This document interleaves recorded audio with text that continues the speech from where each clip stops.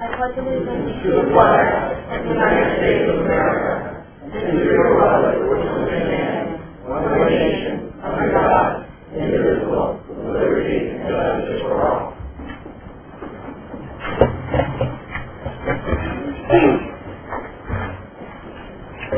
First of all, I'd like to thank all of you for coming to our April regular Board of Education meeting.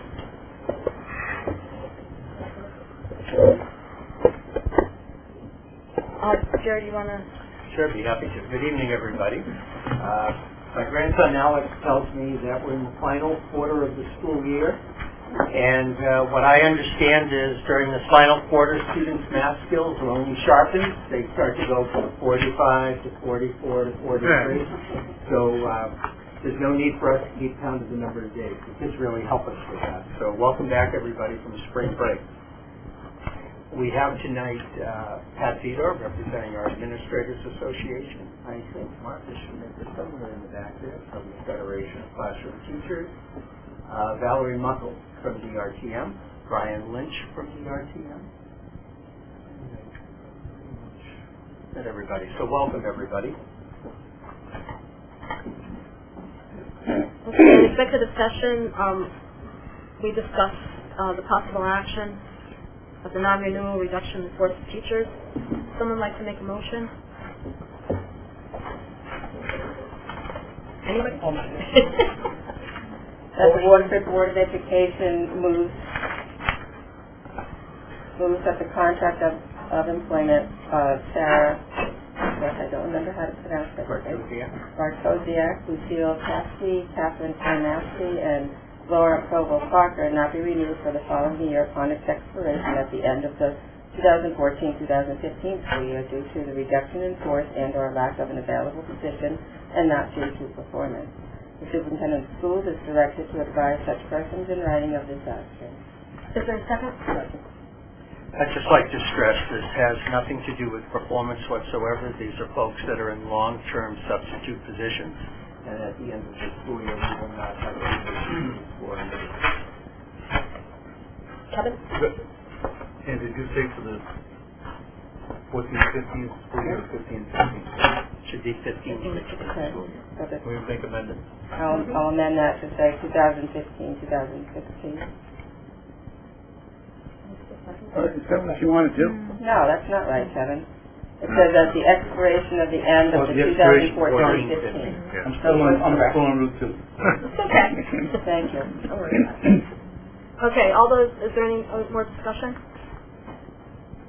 Okay, all those in favor, please signify by saying aye.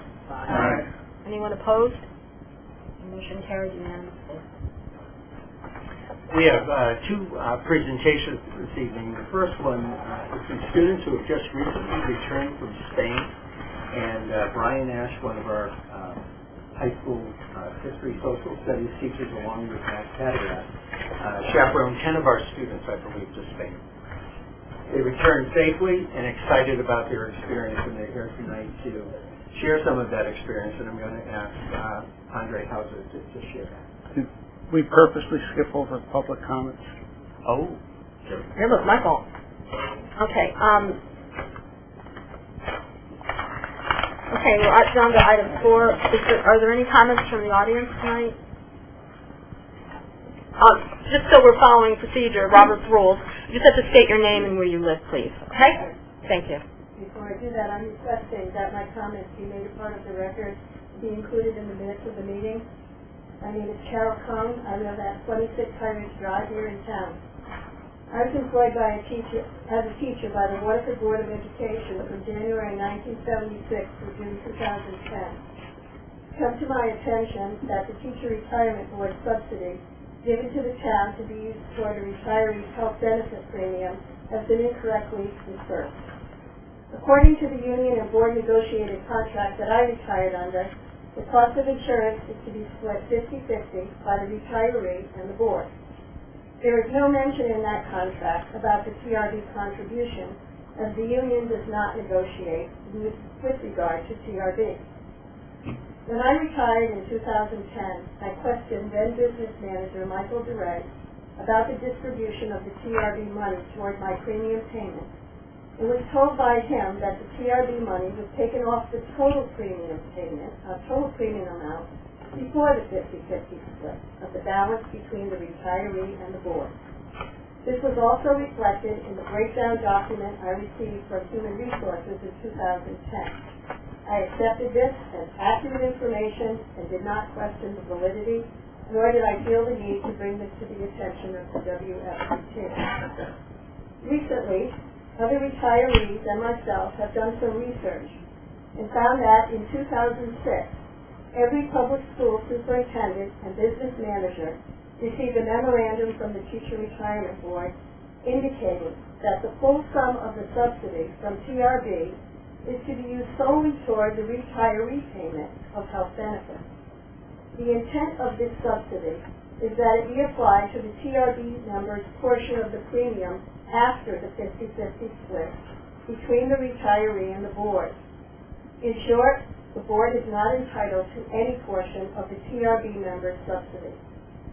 For many years, prior to and after 2006, Waterford has been deducting the TRB amount from the total premium cost before the 50-50 split, giving the TRB member only 50% of the allotted amount.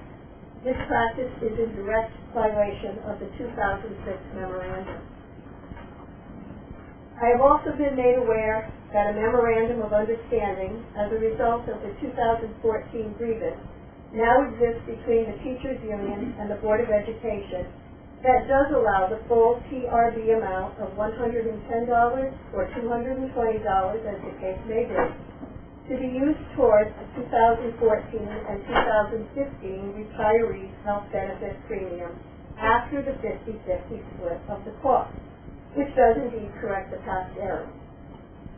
It is also corrected for the teachers retiring under the upcoming 2016 through 2018 contract.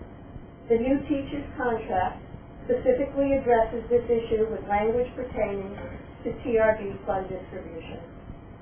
Understanding that the union does not negotiate for retirees, I am asking the board to correct this error, at least retroactive to 2006, for those retired teachers and administrators who have purchased or are currently purchasing health insurance through the town. I'm proud to be a Waterford resident. I'm even more proud to have served as a teacher in this town for many years. I would hope this board speedily rectifies this unfair situation for the retired teachers and administrators of the school system and makes our health benefit package whole, as it should be. I would be available to discuss this important issue at any time and look forward to hearing more on this subject. Thank you. Thank you, Carol. Yes. I have some information to give you. Well, just state your name, please, and your address. I'm I'm sorry. Jerry Baker, and I live in Hi, Old Jerry. I'm a proud Waterford retired teacher. I know who you are. I just wanted to follow procedure. Good evening, Madam Chairperson and members of the Board of Education. I ask that my comments be made part of the record and included in the minutes of this meeting as well. My name is Jerry Baker, and I'm also a proud retired Waterford teacher. I'm here to ask the board to address the problem and hopefully to resolve it. Recently, I learned that there is a problem in the way that my health insurance premium is calculated. Specifically, the Connecticut Teacher Retirement Board provides by legislation a subsidy of up to $220 per month to offset my premium. All educators, including administrators who receive TRB benefits, are entitled to this subsidy. When I retired, I was given a notice of the calculation of my premium share. I expected it to be correct because like most employees in the working world, I trusted my employer to do the formula correctly and according to the law. Unfortunately, that is not the case. The subsidy was applied prior to the contractual split when it should have been deducted from my premium portion after the split occurred. In effect, those of us on a two-person or family plan and must pay 50% of our premium receive only $150 per month, not $220. How do I know this? I have provided copies of the evidence that speaks to the problem. please see the highlighted portion of the 2006 TRB memorandum that dictates to the district how this subsidy is to be applied. Apparently, there was a need for clarification in 2006. Legislation also clearly defines that districts can only share the subsidy if any portion of it exceeds the member's premium. However, there is one more very compelling piece of evidence that convinced me to be here tonight. You will find in your packet a copy of the Memorandum of Understanding that exists between the Board of Education and my former union. This agreement not only acknowledged this problem, but provided a remedy for teachers who retired last year and who will retire this year. This has been known to this administration and to the Board of Ed attorney for at least a year and a half. Additionally, when I contacted the representative from the TRB in March for further clarification, I was advised to direct my concerns to you. When you look at the bigger picture and extrapolate that $110 out to a yearly amount, it comes to $1,320. At least 40 teachers and administrators may be affected by this miscalculation so far. Add that up, and you are looking at least $52,000 per year that those TRB members did not receive. Where does that money go? Where is it reflected in the budget? Finally, you may wonder why I have taken so long to address this problem. I only found out about it in the last few weeks. So when I heard this, I checked for facts before I came to you. I appreciate your time and attention to this, and I hope I can expect that the problem will be resolved expediently. I look forward to hearing from you soon. Thank you. Thank you, Chair. Any more? Next. Good evening. My name is Lynn Lynch. I'm a retired Waterford teacher and administrator, and I reside at 22 Trinidad Avenue in Waterford. I too have a concern to present, but it is different from the TRB concern that was just voiced. I would like to have my correspondence as well entered into the minutes of tonight's meeting. Tonight I will submit a letter to Chairperson Nazarczyk which outlines an extremely serious concern I have regarding a sudden, unplanned, and detrimental change in my medical benefits. I'm a 1977 graduate of Waterford High School. I began my teaching career at Clark Lane Middle School in 1981. Throughout my career, I have demonstrated an unwavering commitment to the youth of this town. I consider myself very fortunate to have experienced the opportunity to impact the futures of our children and have loved dedicating many, many years of my life to education in Waterford. The decision to retire was not an easy one for me to make, but after much careful reflection, I knew it was time for me to allow the next generation of administrators to carry the torch. To ensure that my retirement plans were solid, my husband and I consulted financial experts specializing in retirement planning for educators, and were advised that all was in good order. The contract under which I retired, dated September 1, 2009 through August 31st, 2014, was carefully reviewed, and our medical benefits were outlined. In addition, the booklet titled Benefits You Can Count On for Waterford DOE Retired Administrators WASA was reviewed. After much consideration, this life decision was made in good faith and with a full understanding of all retirement benefits presented to me, and which I was entitled to under the contract in force, as of the date December 1, 2012, when I submitted my retirement letter to the Waterford Board of Education, and through the end of the 2012-2013 academic year, when it would become effective.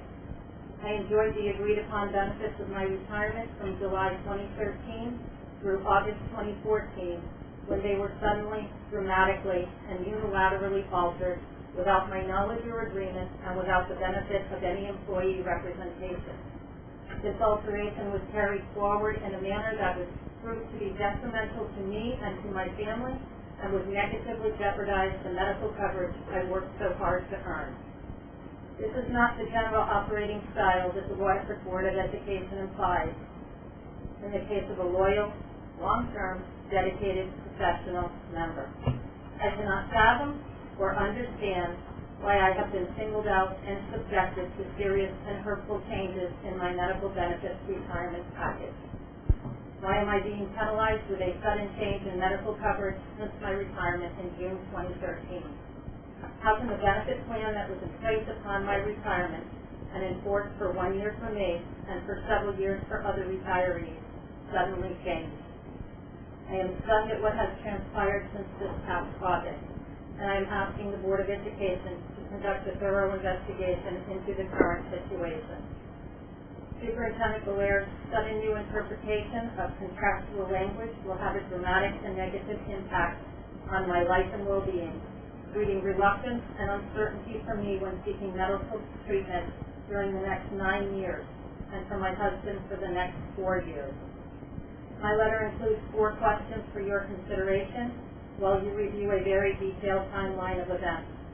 Additionally, I've presented factual information that may not have been provided to you at the time of the executive session on October 23rd, 2014, when Superintendent Valaire made his presentation about the matter of reinterpreting contract language as it applies to retired school administrators. As a result of the superintendent's decision, I received a letter from him in November notifying me of the sudden and shocking changes that were being implemented. Prior to the executive session, I spoke with then Chairperson McCarty and informed her that I was available to meet with the board to discuss my concerns.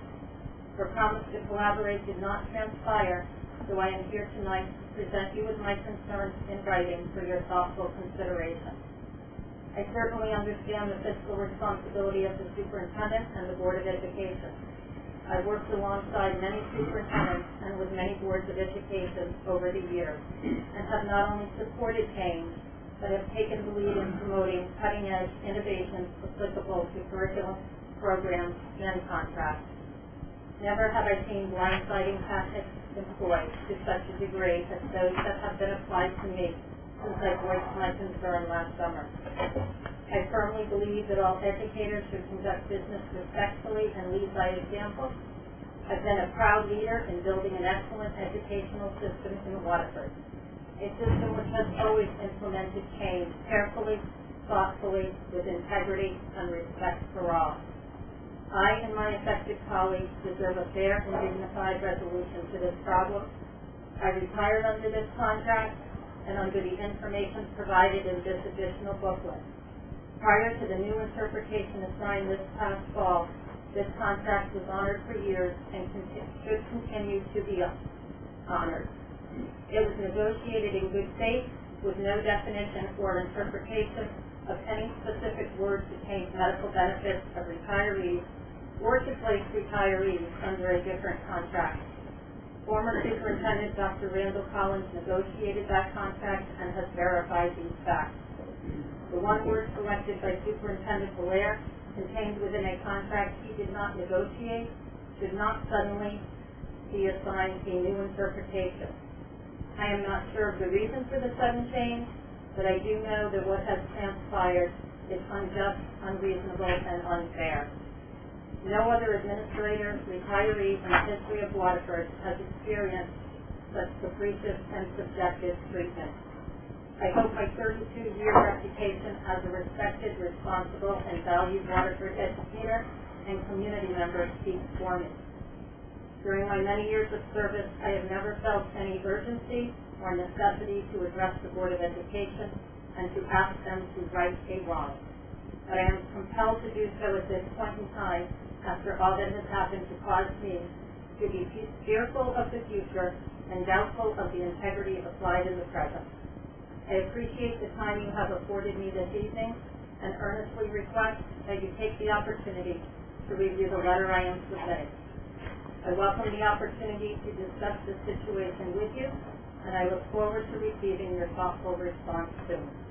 Thank you. Thank you, Lynn.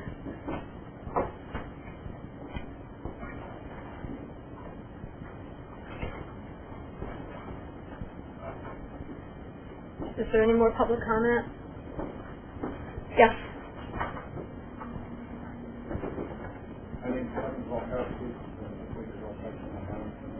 My question is directed to two entities.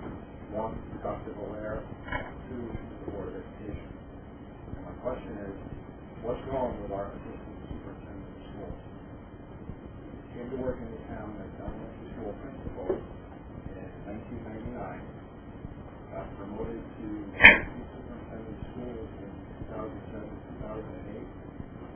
Terry worked under Dr. Collins. Well, when Dr. Collins retired, he wasn't put up for the job, and we hired Dr. Belair. Dr. Belair said he was going to retire. There was no endorsement of our assistant superintendent, rather we had Mr. Belair for another year. And when that year was up, still no endorsement for our assistant superintendent to be promoted. We were going to keep Dr. Belair for another year.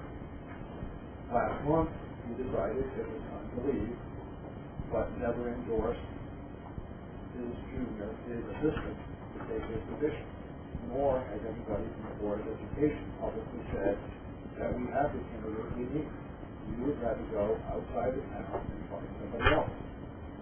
So if nobody's going to endorse him, after working for 2 superintendents, do we need to keep him? At $140-some thousand a year, he's probably made $1.3 to $1.5 million of our money in the time he's been hired here. So if we're not going to push him up the ladder, maybe he's an example of the future principal, maybe he's not, but I'd like an answer. What's wrong with the assistant superintendent of schools? That he's not the person you're going to put in as our superintendent. Kevin, I'm sorry, we're not allowed to speak about anybody individually when we have public comment.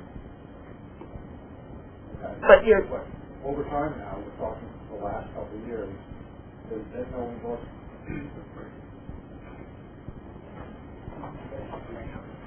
Thank you.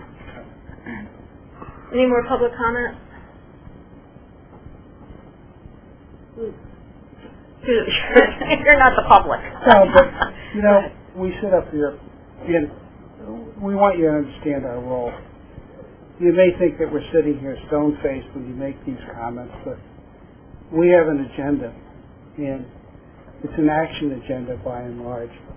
And when people from the public stand up and make points or address concerns to us that are not on the agenda, we're not in a position to address them at our meeting because the public as a whole has no notice that this is something that we're going to be discussing at our meeting. Now, our agendas are set by the chairman of the board and the superintendent. So they and we are taking into consideration those public comments. And they may be a subject of private correspondence from the administration, or they may be a subject for a future agenda topic at another meeting. But just because we don't respond to them doesn't mean that we don't respect what you're saying or that we're not listening to what you're saying. So I hope you understand that. Yeah, unfortunately, we have to follow Robert's Rules of Order. And I think he's rude, but we still have to follow them, unfortunately. So we are taking all of your comments under consideration. It's just we're not allowed to respond. But thank you. No more public comment? Thanks, Joe. Okay, now... So we have some high school students here that just recently returned from Spain. And Mr. Hauser, if you could introduce the students, they have a brief presentation. Okay, we have, as Mr. Belair said before, we had a group of 10 students and 2 faculty members over April break travel to Spain with a day trip to Morocco as well. And we've got a few representatives. We've got Lyman Nuttall, Emma Zubak, and Hannah Schellenberg. We're going to give you a brief rundown of how the trip went and what some of the highlights were. Thank you. Thank you. So Mr. Cartwright had a slideshow to work of the over 300 pictures he took while we were there. I think I can do the same. So we'll just look at this great picture of the Alhambra. So the Alhambra is in Granada, which is one of the places we stopped. As Mr. Hauser said, we just prepared to go. I'm Hannah. I'm a senior at Waterford, and I ended up going on this trip because my parents gave it to me for my Christmas present. Because I've been taking state Michigan Waterford since I was in kindergarten, and it was on my bucket list to go to Spain. And they had this trip, and I was like, I want to go so bad, but I didn't think it was going to happen, and it did. So we all ended up there a little bit differently. I'm not sure I up there. So I'm Emma. I'm a junior at Waterford, and I go to the library pretty often and spend time with Mr. Cartwright with one of the staff rooms. We were talking about the upcoming trips and persuaded me into going. I also have taken Spanish every year since kindergarten. And this year especially, I had Miss Tanya, and she has taught me so much Spanish, so I felt like I should be applying it. And saying I did, I could understand a lot of things that people were saying, and was able to respond. It was a pretty enlightening experience. All the years of work paid off. Great. So, hi, I'm Lyman. I'm a sophomore at Watford High School. Mr. Carrot also told me about the trip last year, because I spoke to him a lot, and this is my study hall. I don't take Spanish, I take French. I wasn't really sure of what people were saying most of the time. I've never been to she knows a lot. I've never been to Southern Europe before. I've been to a few Germany and France, but Spain was different from other countries. So we started our trip. We left on the 10th of April out of Boston. Our plane was delayed 4 hours, which was great because we were flying to New York, and so it actually was 5 times as long that we got to see it. It was just a mess. But we got to Barcelona. We were there for a day and a half, and then we traveled. We saw a lot. We saw probably the biggest highlight there was La Boqueria, which is the oldest market in the city, and it's just this expansive open-air market. I don't know if I can show you a picture, but it's just fruits and a bunch of ham. You just walk around and you see a bunch of ham legs, and at first you're like, wow, but you had to get over that initial shock. And then we traveled to Granada. Granada was my favorite city before. And this is, what was next, right? No. Oh, we went to Valencia next. Sorry, we also don't have a question for it. But the closest picture from Granada, and one of the places we visited in Granada was the Alhambra, which is the Red Castle, is what the translation means. And there's 3 main parts, and this part right here is the garden, and there's also the actual castle, and then the mosque. So here's a few. Yeah. Okay.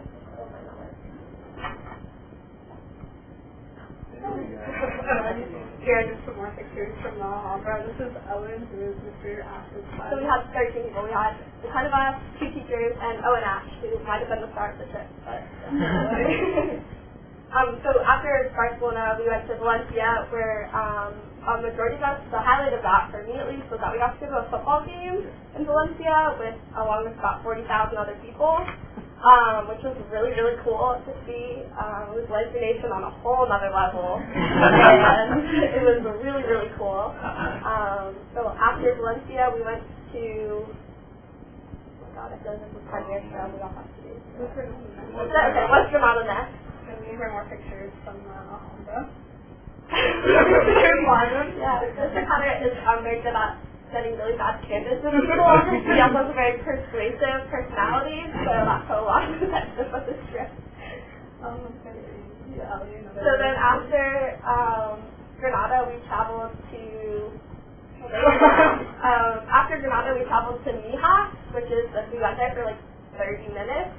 It's this little city in a hill, and it kind of looks like Greece, to me at least. The white houses, you just look up and it's just white everywhere that you can see.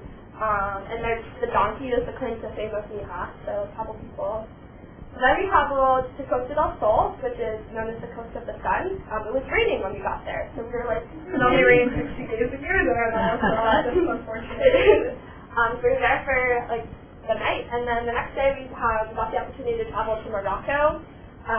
So we traveled from Costa del Sol to a very southern city of Spain, got on a ferry, and traveled to a northern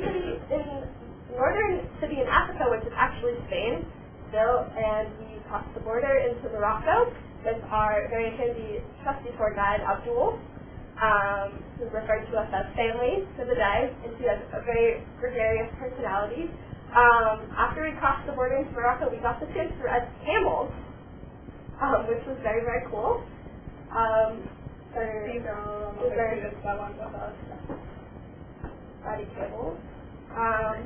We traveled to the city of Hatouan, which is in the very north of Morocco, and it has a lot of historical significance because it's a very ancient Muslim city. So we traveled to the center of town, known as the Medina, which is very similar to the Bulgaria in the sense that it has, it's like the whole city is just an open air market with people selling their wares. And before we went to the Medina, we got to travel to an artisan school, and so if students don't really work cohesively with traditional school, they can go to the artisan school and learn a different trade. And in the Medina, like, it's lined with shops, like those little vendors of, like, there's food, there's, like, everything you can find, clothes, and it's an Islamic country, so many of the women were wearing traditional Islamic clothes, and I decided to fit one of our students with a traditional Islamic outfit. This is Hannah, and as you can see, like, he has the wrap on. There were 2 Hannahs. That's facing from the face. And there was a lot of cats. We counted 22 cats during our 8 hours in Morocco. This is Abdul. He was our local guide from Morocco. We had 2 other people that were with us from Morocco. One of them was armed. So we felt very safe the whole trip, which was very good. Even when we were necessarily, we went to lunch at a traditional, or I guess a traditional touristy Moroccan restaurant. We had couscous and shish kebabs, and there was this great band that played. I guess I think great. And so then we traveled this back, going back on the ferry. That's super off, everybody. The ferries were so nice. That's one thing we couldn't get over, like, because 2 people at one of the trip, Emma, worked at the Captown ferry, so it was like a very, like very good experience. So then we came back, and when we got back, everyone was sunburned because they went to the beach. It was sunny that day. So that was nice. After Costa del Sol, we traveled to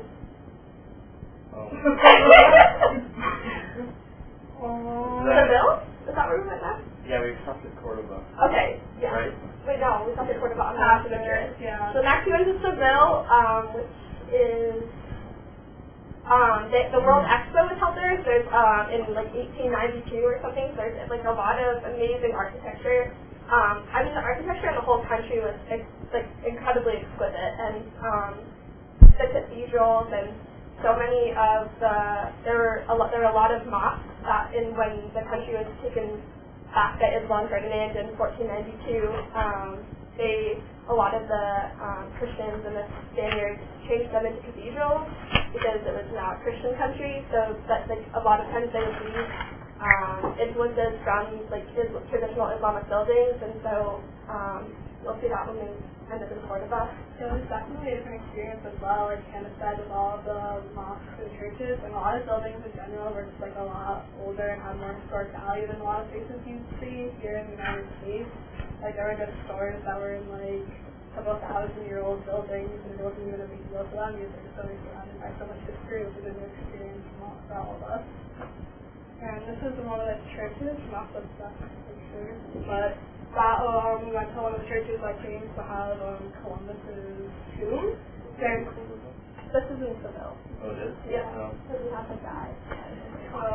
So several different places claim to have his tomb, and everyone knows that they're the real one. So we're not really sure if that is Columbus or not, but they say it is. So.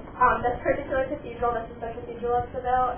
It was a mosque originally, and they turned it into a cathedral. It was exquisite, like the ceilings and everything were just amazing. But they left two pieces of the original mosque, which is the original like drainage system or like aqueduct of the mosque, like in the floor, so you like are constantly like watching where you touch, you don't step into an open water pipe. And then they left the original bell tower, which our local guide in Seville said that they never ring because it's too loud. Because there's 42 bells inside of it. So they tried to bring it at one point, but now with like 3 million people living in the city, I don't think they would bring it. This is La Plaza de España, which was built for the Expo in 1892. And this was all the girls going on the trip that we got over there. These are more pictures from the Plaza de España. It was something that I really liked. There's a lot of different architecture than in the United States, and like one of the things I wasn't in any of the cities were skyscrapers, that they wanted to preserve the historic buildings, and they didn't really need to build up. So like you could see a lot of the detail, and like around here there's little tile mosaics of different scenes from historic books in Spanish literature, like Don Quixote, for example. And if you walk around the entire expanse of the Plaza de España, you could get the story from the mosaics. Unfortunately, we don't have time to do that, but it doesn't take 2 minutes, but you have a lot to see in the city, so. I think this is a complete picture of all of us. There it is. Everybody minus the shoppers. Oh, no, minus the Cataract. Well, we want to thank you for sharing this experience, and I know you had asked me, could you take the entire meeting, and I said just the very beginning for a quick snippet, because I needed to negotiate with the school psychologists and social workers for some time. Okay, so thank you very much for joining the board tonight.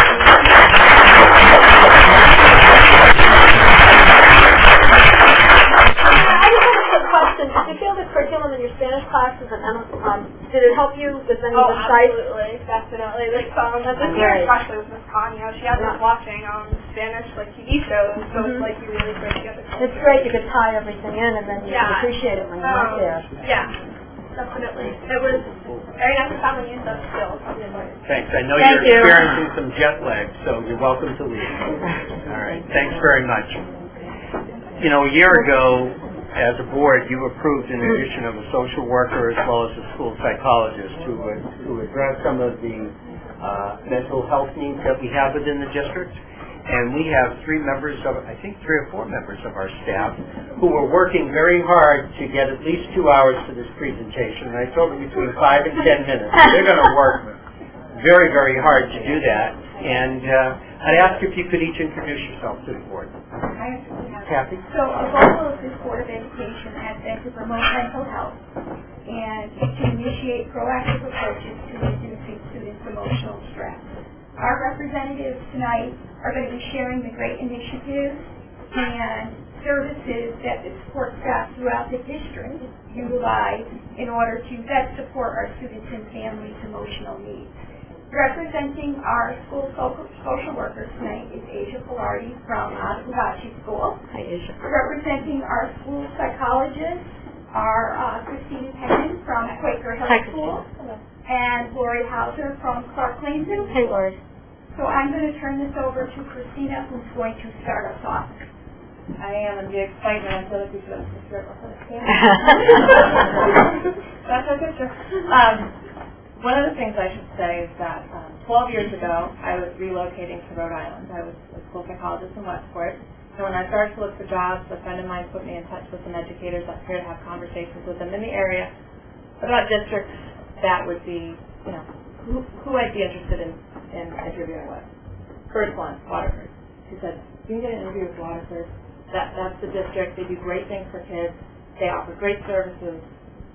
And then, lo and behold, there was an ad in the paper, and I sent it in, and here I am 12 years later, finishing my 12th year here, and it hasn't disappointed me. I came from Fairfield County, where they had support, and overly impressed by what you all support for Waterford, so thank you for listening to us. And we really could take a couple hours to do this, but we know there's music that's going to start in 10 minutes. I'll put it over to you. Sure. So we just wanted to summarize some of the things that we do with school support. We do things like prevention. We're doing a whole class preventative groups across the district.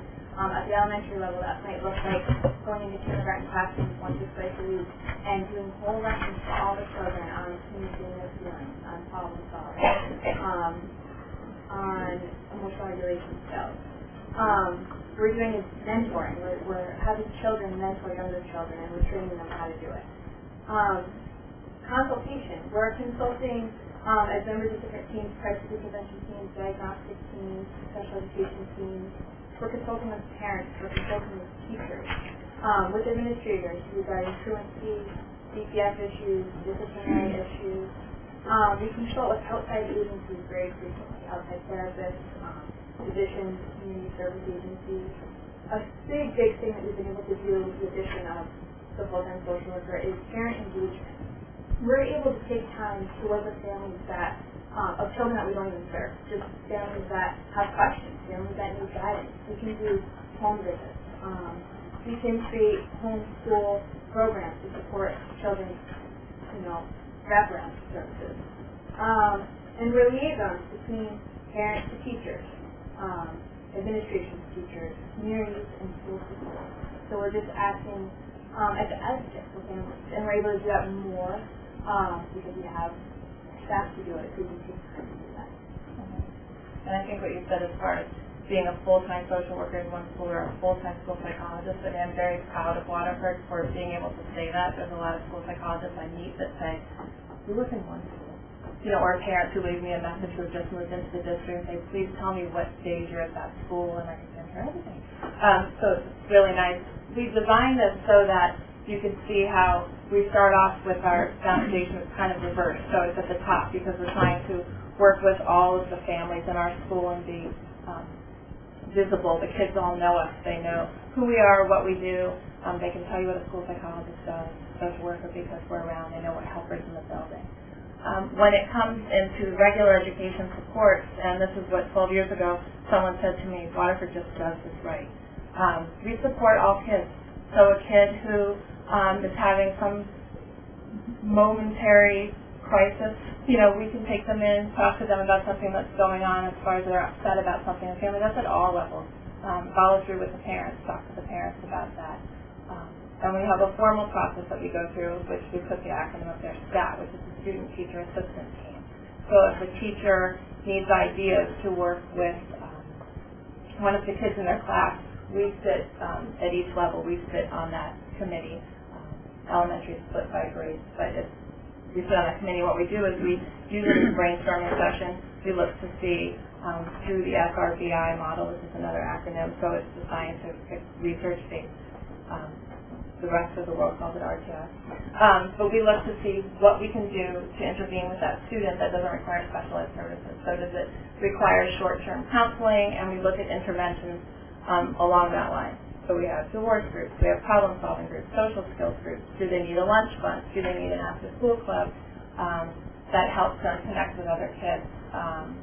We meet with parents and talk with parents about some of the things Asia was talking about, home-school connection. So does the parent need a behavior plan at home that carries through between home and school?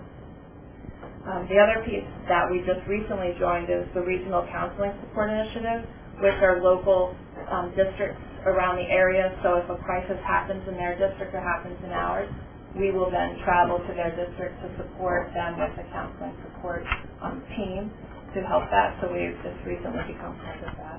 And then assessments. We do all sorts of things. It can start off just asking us to go in and doing on-task behavioral observations of a student to see if there's a requirement to assess them further. We look at behavioral approaches with how a teacher intervenes with a kid, and then maybe there's something else that we can tweak to help them out, or we do a full-blown functional behavioral assessment. We do social work assessments where the social workers will meet with families, talk about things in the home, developmental history, pieces of information that maybe we don't necessarily know just in the school, but it brings the home and school together to work together. And then we do full assessments as far as cognitive behavioral assessments. We do emotional assessments, look at processing, look at memory skills to determine eligibility for special ed or for 504.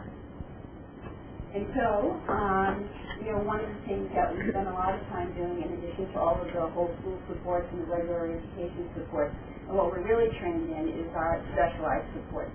And what that looks like under a 504 plan. And 504 is Americans with Disabilities Act that affords anyone who has some type of condition that interferes with their functioning, whether it's in the workplace or in school, that allows them to have accommodations and modifications. An IEP is an individualized education plan.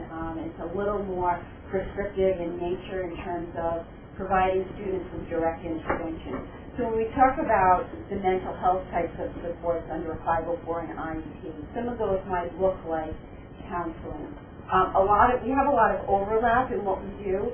It's just the extent to which we do that. So a student on a 504 and IEP may be receiving counseling, and they may receive that on a weekly basis versus under a regular education or whole school support, they may just be receiving counseling as needed, or there may be a specific situation. So counseling services also vary. We run groups such as for kids with anxiety disorders, depression. We run social communication groups for our population of autistic individuals.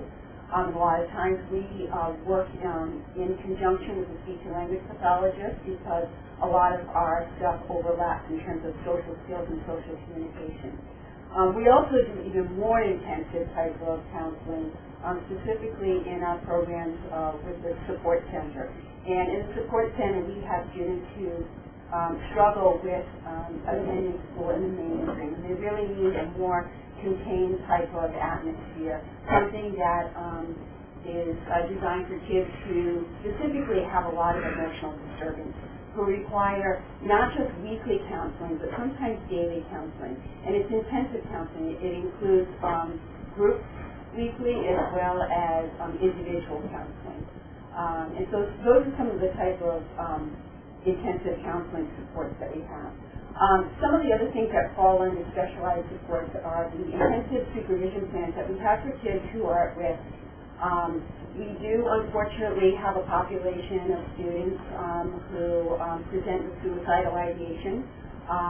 Unfortunately, we have kids who engage in self-harm, and those students need a significantly higher level of care. Going back to what Aisha was talking about, that wraparound system and getting connected with outside community agencies. Some of these students may have been hospitalized.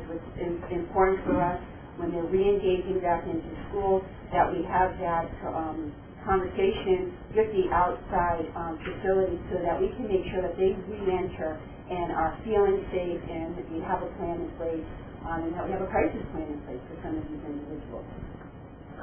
We also, a couple of years ago, I think it was about a year or so ago, Jim, we had a number of students who were presenting with a lot of anxiety around coming to school, a lot of school avoidance. And I'm not talking about kids who just don't like school. These are pretty high-functioning academic individuals, but they were presenting with so much anxiety that they could not get to school. And we were noticing that there, it was 1, it was 2, it was maybe 3, and we really started looking at why this is happening. There weren't specific issues that were identified with regards to peers or teachers specifically, but just the overall stress of middle school. And so our school social worker decided that she was going to pilot something with a small group of individuals, and she tried it out towards the end of last year. And this year she implemented it with 4 different teachers who decided to take on this program and really help kids with what we call mindfulness. And the name of the program is called Mind Up. It's through the Goldie Hawn Foundation. And what we have for you tonight is just a small clip of some kids who are testimonials to what they've learned. So, Kathy, if you could. Mind Up is thinking mindfully, to clear your mind and to take a break and get yourself back on track. In Mind Up, we learn about our brains and how to control ourselves in stressful situations. When we feel stressed, our amygdala goes into overdrive. The amygdala regulates emotions so we can control our feelings. When our amygdala goes into overdrive, it's difficult to use our prefrontal cortex, which helps us make good decisions.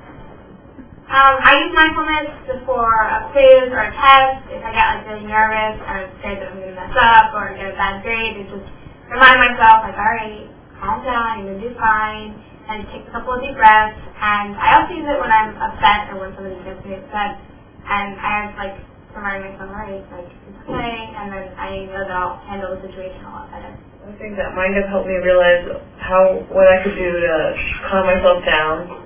So one of them was silence, and silence helps me calm down and but be less frustrated so that when I'm in crowds and other people, I can put down all the noise from other kids that are talking. Yeah, and concentrate better. Okay. So I have this slight problem with laughing and talking in class. So I decided that mindfulness helped me block everything out, just calm down. You're talking about Mind Up, and my experience with Mind Up in the classroom has been that it's allowed kids to learn how to focus better when they are on task.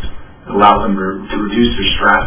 Sometimes kids have to take a test or a quiz, and they generally are full of anxiety, and it allows them to reduce that by doing breathing exercises. And it allows them, this whole idea of being mindful, it allows them to consistently bring their mind back. Many of them have very short attention spans, and when they are using these tools, it enables them to focus their mind and bring themselves back on track. So I find that the kids are more productive, they're more, in tune with what their task is at hand, and overall, they're more successful. So once we use mindfulness, it would be really peaceful, and the teachers wouldn't have to worry so much about yelling at the kids because they're being so loud. How we learn to deal with stress, like when I'm taking a test, I breathe or I just sit there and be silent. And I like that we learn how to regulate emotions before the prefrontal cortex. I think Mind Up is good because it helps you know your surroundings. Because like when I'm trying to look for something, it What that was most helpful for me was the deep breathing because it helped me when I was either in a fight with my sister or I was anxious during a test. It helped me calm down. Since we did the mindful eating lesson, I've been slowing down and I've enjoyed it a lot more. What got Mind Up is the mindful tasting because it helps me realize more taste, flavor than I have ever realized before. So I learned to find eating, I eat slower to taste more of the flavor in the food instead of eating everything all at once. If the whole school used mindfulness, I think that everything would be a little bit less loud and a little bit calmer, and I think that if you were mindful, you would think a little bit more about what you were going to say to somebody, so we would have a decrease in unkind words being spoken. Where do I sign up? So actually, it's something that a lot of our teachers now are very interested in. So we're in the process of writing a grant to get some training for our teachers. I know it's the gong is going to come and the music's going to play. We already told us that we have limited time, so I'm just going to end with this. One last thing. Back in March, Asia and I attended a conference in Hartford. It was the mental health crisis in Connecticut. And the panel members were made up of pretty high-powered officials that are working closely with legislators to help increase the awareness of mental health in our schools. This panel has worked for a very long time and produced a very lengthy document related to Sandy Hook. And we have the document actually, all the school psychologists and school social workers in passing reviewed it during one of our diagnostic team meetings. And if you're interested in the document, I can send you the link. And some of the speakers there included security specialists. But what's really interesting about the security specialist is he talked about many different types of measures that we can use in our schools for safety. The locked doors, the cameras, all kinds of security things. But in the end, what his message was really related to mental health. And we are only as safe as our most vulnerable students. 1 in 5 students, and this is a national statistic, 1 in 5 students in Connecticut suffer from mental health issues, and only 20% can access support. So we appreciate that in Waterford you have stepped up, that you have taken notice to the importance of mental health in our schools, and we hope that you will continue to support us. Thank you very much. Are there any questions for Kathleen? Thank you, Jody. And it's wonderful to see you tonight and to hear your presentation and to validate what the board thought was very necessary and really out a little bit in the head, because there are several bills that are facing the legislature right now just on this. I think personally it's one of the most pressing issues facing the state of Connecticut right now, and early identification and intervention is key for long-term success of the individual. And really, I think as educators and in the school system, it's incumbent that we really destigmatize mental illness and to try to really, as you spoke so eloquently about, that 1 in 5 of our students may be suffering. So it's wonderful to hear what you're doing. My question would be is there any thought to, because you're all the specialists, and it seems like during your presentation that there's a lot of collaboration between all of you in identification, but as far as professional development for teachers, would we be able to handle something like that? It sounds like you're already leaning sort of in that direction. Christina and I presented to all the paraprofessionals last year an entire day on mental health, and it was fabulous. They enjoyed it, we enjoyed it, and we have it ready to go. As a matter of fact, we'll check it Well, I would like to speak to you again. I know we don't have time tonight, but I'd like to come and speak to all of you again. Thank you very much. Any other questions, comments, Dave? Do you get much pushback from parents, or? No, not at all. Especially at the elementary level, and they are asking with open arms for help. It's been great. Wonderful. I think sometimes you might get that initial, when you make the phone call, and then when you start to really talk to them, and to some extent, I don't want to use the word normalize, but that they're not alone in that there are a lot of kids who are suffering with mental illness, and it's not a sign of weakness to accept support, and that's why we're here. So, sometimes parents are a little, whoa, this is scary for me. But that's, when we can take the opportunity to really sit down with them and talk to them about what this really is all about. And the thing with being in the elementary level, we're in a lot of the classrooms, so our names, come home to the dinner table, like, Mrs. Kenyon did this today in class, and so if a parent needs to call me, or if, it's something that's kind of a natural transition, because they've heard my name before, I'm not a scary lady, but parents will just, I got an email yesterday, can I come talk to you? It's her first kid going through school, and she thinks he's acting a little different than other first grade boys, and she wants to just come meet with me. Doesn't want me to see him, she just wants to talk developmentally about him. So we kind of open the door for parents when they have the time. Dave? I was kind of thinking most of your focus is on the younger clients, if you wish. What about older people, the parents, the adult components? How do you deal with their problems, which may be contributing to the whole profile of the student's problem? How do we deal with the parents?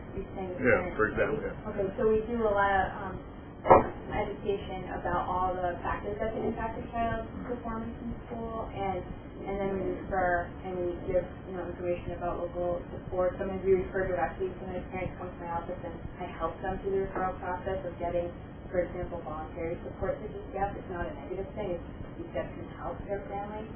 So I kind of help guide them through that process. So you're prepared to deal with the whole kit and caboodle. Yeah. And but I think at the elementary level, one of our jobs is to get the parents on board with us, and sometimes that takes baby steps. And some of the parents that we work with may have had a negative experience in school when they were growing up, and so we kind of assess where they are and go to them, and then get them to come with us. And so we work a lot with that because you have to have them on board. It's a team approach. Thank you. Anybody else? I just want to say I'm really impressed with your program, and I'm not finished. I'm really impressed with your program,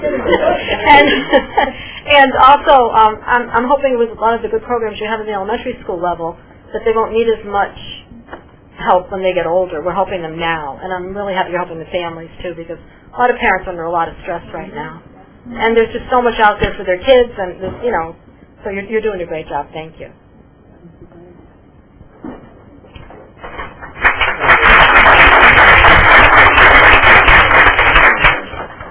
Okay, now we're down to the consent agenda.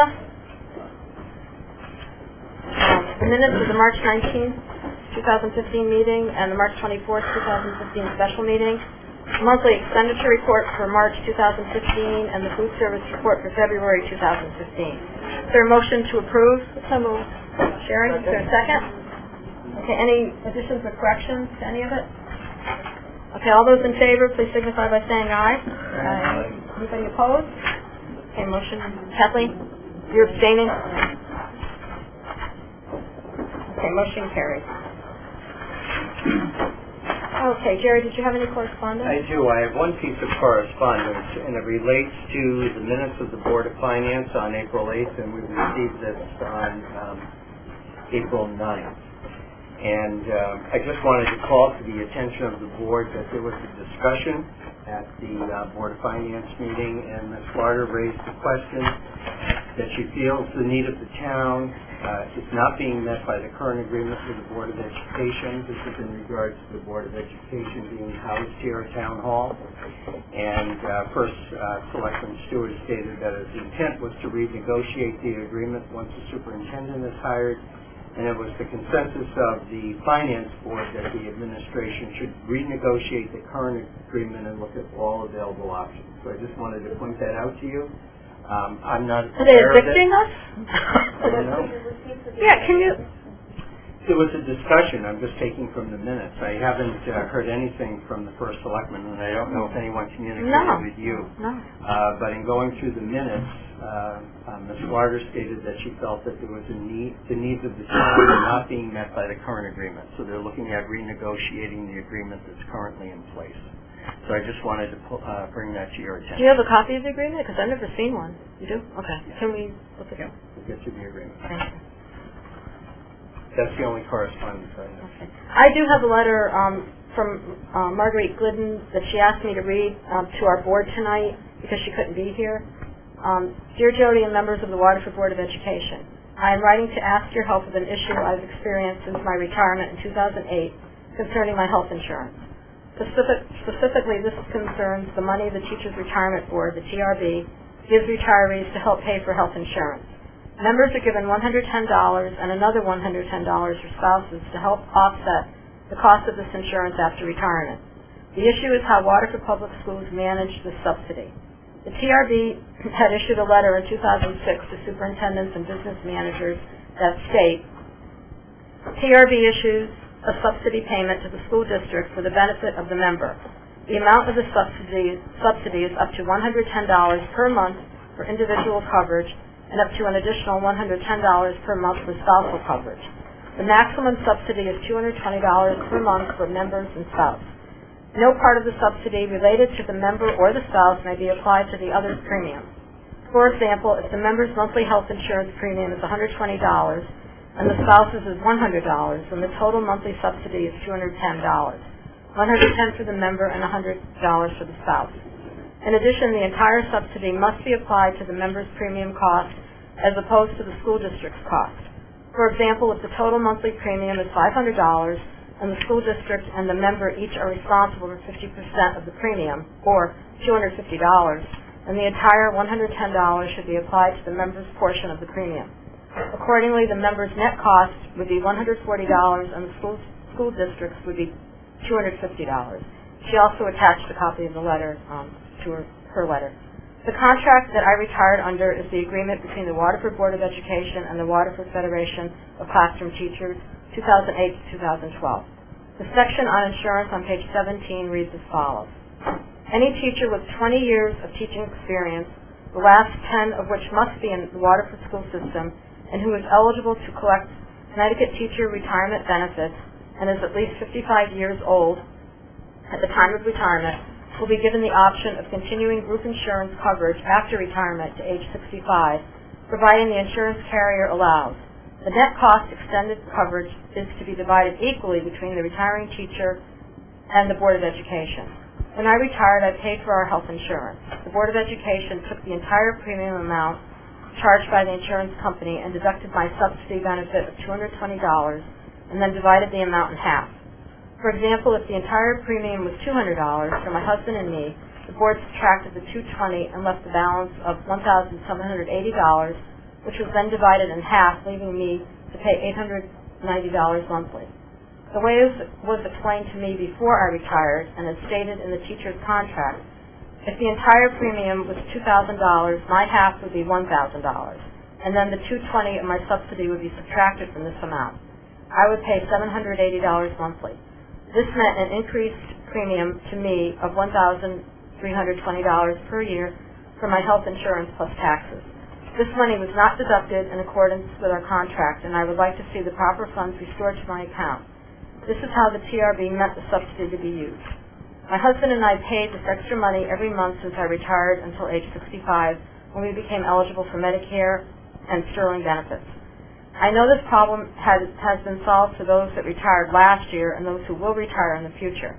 I'm asking for the same adjustment and for your assistance to correct this problem. In closing, I'm asking you to rectify this situation.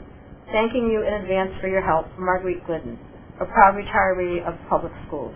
And then she said, P.S. I regret that I cannot be at the meeting tonight, but previous plans cannot be rescheduled.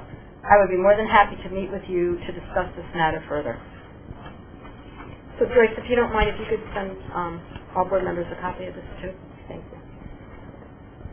Jerry? Okay, yes. I'd like to have on the agenda for the next meeting discussion as to how we handle correspondence, whether or not we simply circulate it amongst the board or we actually read it. Well, she had a letter on some very eloquent statements, very detailed statements from people who took the time to come to our meeting. Well, Marguerite was a teacher for a long time. I just think it's something we as a board ought to decide how we handle as an agenda item. Okay.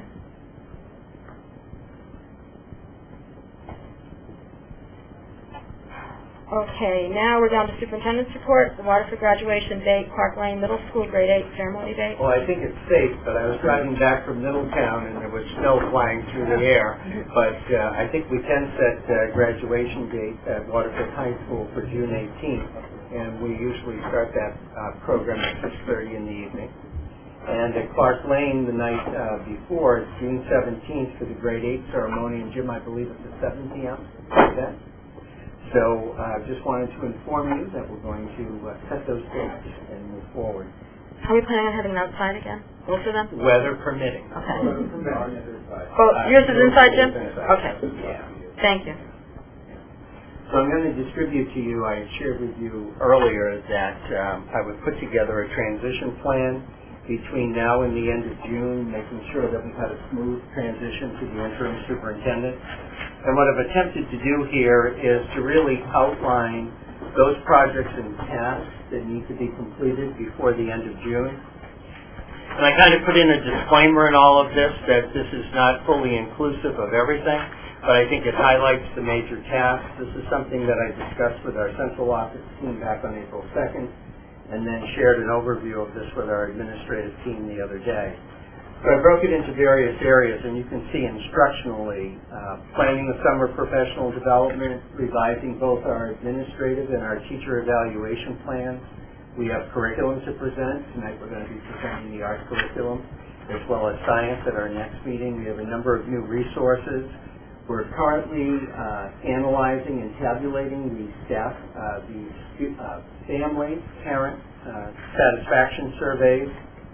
And I believe at the beginning of next week we'll be sending out the staff survey. So we'll be analyzing those results and we'll bring those to you in June. We need to initiate a curriculum renewal process, which is pretty aggressive for the next school year. We're planning a summer program with Chinese students who will be visiting here in Waterford for 2 weeks, and we'll be bringing that to the board at our May meeting. We need to set the calendar for our professional learning community meetings next year. We're in the process of planning professional development for our teachers, paraprofessionals, and administrators for the upcoming year. We also have a number of new staff to hire, so we'll be engaged in a new teacher orientation program. You can see under personnel, we're currently recruiting. We'll be interviewing and hiring teachers, secretaries, paraprofessionals, and interns. We have summer school staff that we need to appoint. We need to assign all of our professional staff before the end of the year, as well as our paraprofessionals. At the next board meeting, I'll bring to you recommendations for salary increases for the individually contracted staff. All of the workday changes related to the new teacher contract need to be communicated to the various groups. We're also initiating the secretary negotiations. We have evaluations for all of our administrative and central office staff. We also need to design an evaluation tool for our summer school staff. We're going to be switching over our application software, so that's a transition, which will be a challenge as well as I think a joy, because we do need to improve that process. Operationally, with the new teacher contract, we'll be changing slightly the school hours and working on the bus schedule. We need to notify our parents and guardians of those changes. We're starting the enrollment for our health insurance. We'll be conducting an electricity bid over the next couple of weeks. We are still working on the high school bridge vent issue, so that's still an open-ended item.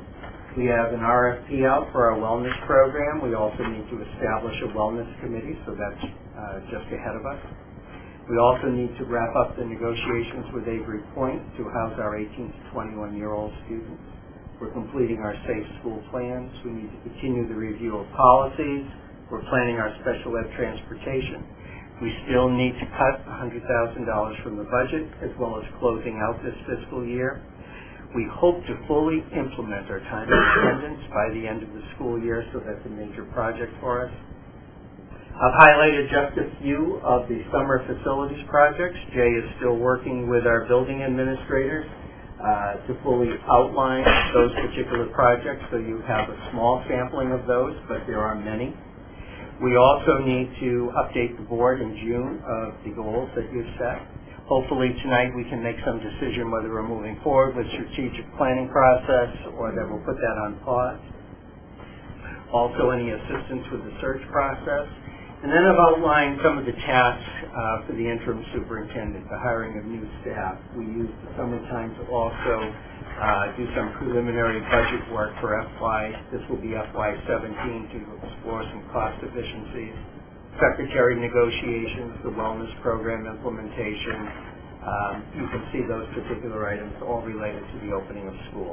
So I just wanted to bring to your attention, we have some business to wrap up at the end of the school year, as well as to hand off things in good order to the interim superintendent. So I just wanted to bring that to your attention. Does anybody have any questions? Jerry, how many new staff do we need to hire? Well, when we add non-certified as well as certified, we're probably in excess of 20. Oh, 20? Not far. With secretaries, paraprofessionals. Retirees, Joey, but then we have staff who are leaving, and that's the certified list. And then Jerry mentioned the non-certified list. You know, we annually have about 4 to 6 paraprofessionals. We've had a couple. We have secretary openings. So. Okay. Thank you. It's a busy season. Before. And I think we've talked about this one other time, but because I noticed you put on here additional projects, could we just look, and we've spoken about it, and with the building bridges, that booth for the high school and the elementary school, so the reception for the cell phone? You're talking about the Wi-Fi?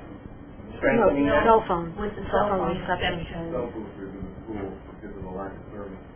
I think that's what we talked about. Right. We talked about that before, and because you put it on official, just a reminder, we could add that. Well, as you see here, it says still to be developed. Right. So that's a work in progress. So thank you. We'll make a note of that. Thank you.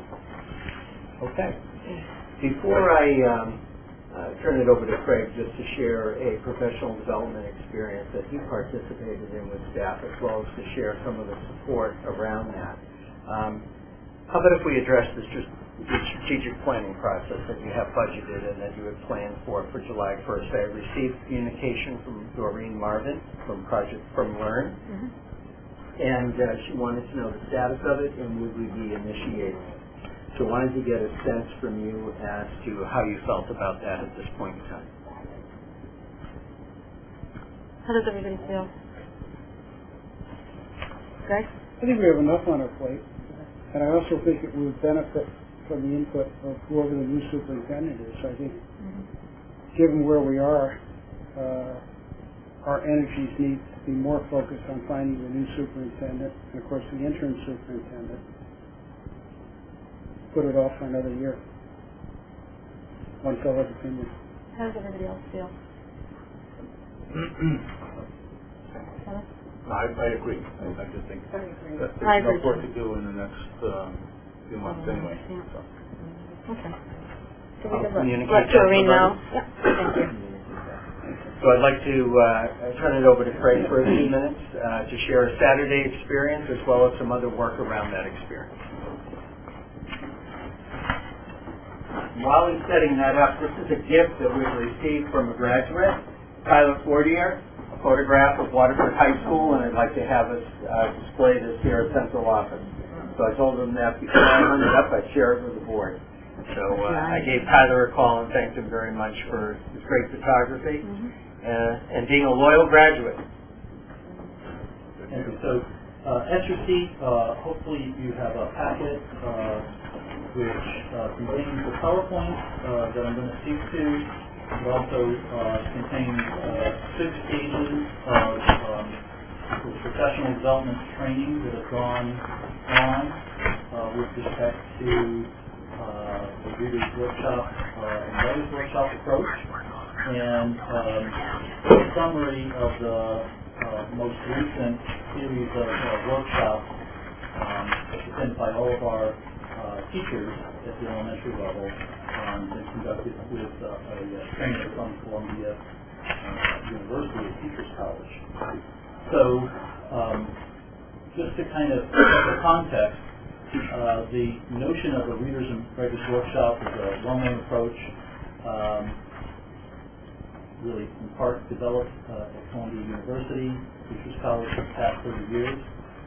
We have provided formal Readers Workshop training beginning in July 2013 with the expectation that this coming school year we would have all teachers implementing this approach to teach our language arts curriculum. Teachers, in addition, have been supported through the instructional coaches, in this case the literacy coaches, since the beginning of 2014. We did this in a planned sort of time period, so that we provided 2 summers of opportunities for training in the areas of Readers Workshop, and then this past December we provided training in districts during the school year for the teachers who still needed to be trained. Akin to that, we are running last year, and we plan to run this year, and there's a high interest of high teams of teachers who have signed up for Writers Workshop opportunities. Some teachers like to take some time in the summer to learn and not have the interruption in the classroom. So the December training, you can kind of see the teacher as the student, and this was at setting at the Quaker Hill Library. The summaries of the evaluations at the back of your packet are really around the half-day lab site visits. And what I mean by a lab site is that a half-day, all the teachers at one grade level had release time. And we met, and one of the teachers at that grade level volunteered their classroom to be the lab site. And the coach, the trainer from Teachers College, basically met with the teachers to say, here's what I'm going to present and why with the Readers Workshop approach. We went in, we watched a 90-minute lesson. At times the presenter stopped and spoke to the dozen teachers in the classroom as well about cognitively why she was doing something. And then there was a follow-up debrief at the end. And the surveys at the end of your packet really show that this was a highly effective, highly beneficial training for all teachers. And so that looks like, and you can kind of see Alyssa DeVito's classroom and Ava Leal's classroom, and all of the kindergarten and first grade teachers in their classroom learning with the kids. And for second grade, we're in Lori Venditti's classroom at Oswegatchie, and for third grade, we're in Kelly Contagious classroom. I'll have you note that teachers and administrators, there's Jerry kind of sitting on the floor next to the coach, right in the middle, learning with the teachers. And I didn't sign a release for that photo. Okay. And at Great Neck, we visited Jody, well, it should be fourth grade of Laura McHugh, and the fifth grade of Jody Ford. The slide is a little narrow in that respect. And so, PD offerings by the literacy coaches, so in conjunction with release time, in conjunction with the professional development release aids when students are not in school, we have been afforded the opportunity to have literacy coaches that provide a lot of on-site trainings. And so you can kind of see by this list, you can also see by the 6 pages of offerings, they use before school time, they co-plan with office hours, they co-teach, and then sort of debrief what went on. So again, another highly effective way to help adults get better at their craft.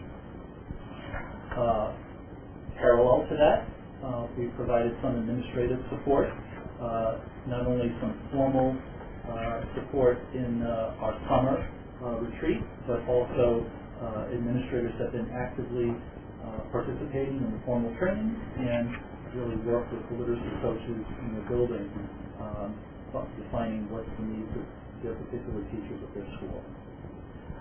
In addition to that, Teachers College twice a year affords an opportunity for anyone for free to go to Teachers College on a Saturday, if you can get down there, and really it's a jam-packed day of the full day of training, and we tried this in October. You can see the happy group of 11 teachers who were driven down by our van, the Waterford van that we have. So it was a very low-cost initiative for a large takeaway. Teachers donated their time to go down, and we followed up this March with 25 teachers. So we exceeded the capacity of our van, but then we co-opted with getting the coach bus with 2 other communities, with Westbrook and Madison. And collectively, we went down and we kind of see the collage of not only learning, but then, I guess, selfies and other Kodak moments. Kodak is a colloquialism at this point in time.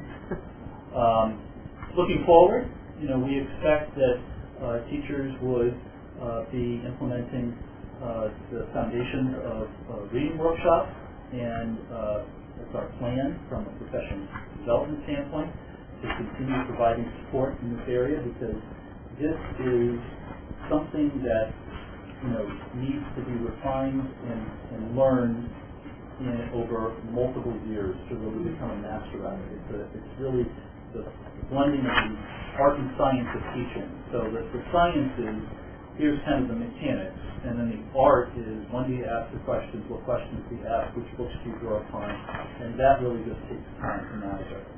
So then looking in the future, elementary teachers have the sort of obligation, task, responsibility to teach all subject areas, and so when we do a curriculum renewal and we talk to secondary teachers, well, that happens once every 6 years. And when we talk about a curriculum renewal for an elementary teacher, that happens annually.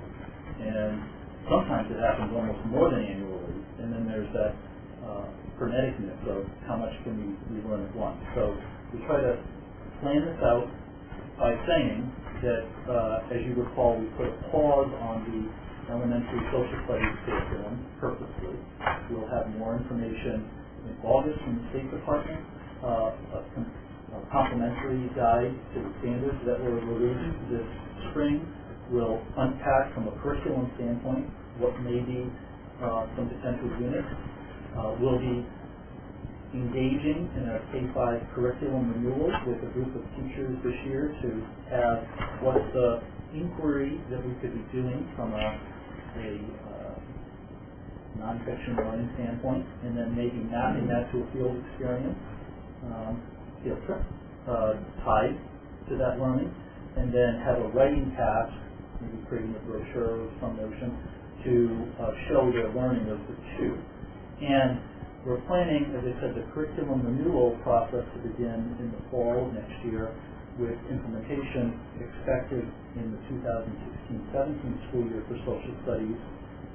At the same time, we'll be providing a lot of in-depth opportunities in professional development in writers' workshops, which will help really make those performance-based assessments meaningful and really try to tie the language arts and social studies together, reading, writing, and learning about history. So I just wanted to really give the opportunity to kind of hear what's been going on and where we are going. Thank you, Craig. Does anybody have any questions or comments for Craig? It's just a comment that it's great to see, and that where the focus is going to be going, and including the social studies curriculum with the language arts integration is great. Thank you. I neglected to point out at the beginning of my report the great work from students from Great Neck all around the room. You have fifth graders here with display with their writing and pictures related to history in the Oregon Trail. You have students' books on display out in the corridor, as well as take a moment to read some of the comments of students as to what makes them smile at Great Neck. I mean, it's absolutely spectacular, and there's artwork everywhere, always, all around the room, so kudos to the work being done over at Great Neck. It's a great display of student work. And that's all I got today. No other? Together. Okay. Committee and other reports? Anybody have any committee reports? Anybody? From the state had sent these out for tips for effective lobbying, so it's still not too late, and it's enough for everyone. Thank you, Kathleen. I can tell you just quickly that the General Assembly was in session yesterday, and a bill related, I don't know if you've all heard yet, relating to education, did go through, so it was called alternative schools, which is something that we had talked about looking regionally, but it doesn't mandate. We're watching carefully, not looking for more mandates, but it allows cooperation and collaboration between boards of education to look at alternative education, going along with our presentation today on the social, emotional well-being of our students if there's some. So it's just something to think of, and the state will put together the data for the help with the district profile and getting that information ready. So it will be there for use by boards of education, but then it's not a mandate, but it's useful if several boards were to get together in a regional effort to look for another program. So that did go through, so I was pleased to see that. Great. Thanks, Kathleen. Sherry, did you have just to learn, aside from our regular business, last month we had a presentation from the superintendent of schools of Ledyard, and she talked about implementing the Common Core state standards, and they're doing a really great job in Ledyard. I think that they're sort of out front in their implementation of Common Core. Well, that's good to know. Kathy's a great superintendent. Nobody else has any reports? Okay, I have a youth service bureau report. They've had a great response for Camp Dash. They're almost full already. Family Feud is going to be their main fundraiser for the year. It's going to be May 22nd. We have a lot of teachers and administrators that are part of the team. So thank you for participating. The counseling, there's still a huge demand. And I have some good news. We hired Chris Gigliotti as the program director. He's taking Aaron McNamara's place. So we're on track with that. And I do have an update on our superintendent search. We contacted NESDEC, and they're going to be doing the search for us. And part of our timeline is we developed already a letter and web ads that NESDEC has started advertising either yesterday or the day before. And then after that, he's going to distribute letters and advertise and post the vacancy on websites, and they're going to begin recruiting for us. And that's going to be April 20th through June 19th. And that's going to be ongoing recruiting. And then we're going to develop, between that time, we're going to develop a candidate profile with focus groups and interviews, and NESDEC conducts a facilitated conversation with the Board of Education, focus groups, interviews, and subsequently develops a candidate profile. And the candidate profile will be submitted to the Board of Education and NESDEC by June 19th. And then we're going to begin the review of applications on June 26th. And then after that, we have some more set dates, but we're going to wait and see how that goes first. And I think that was it for that committee.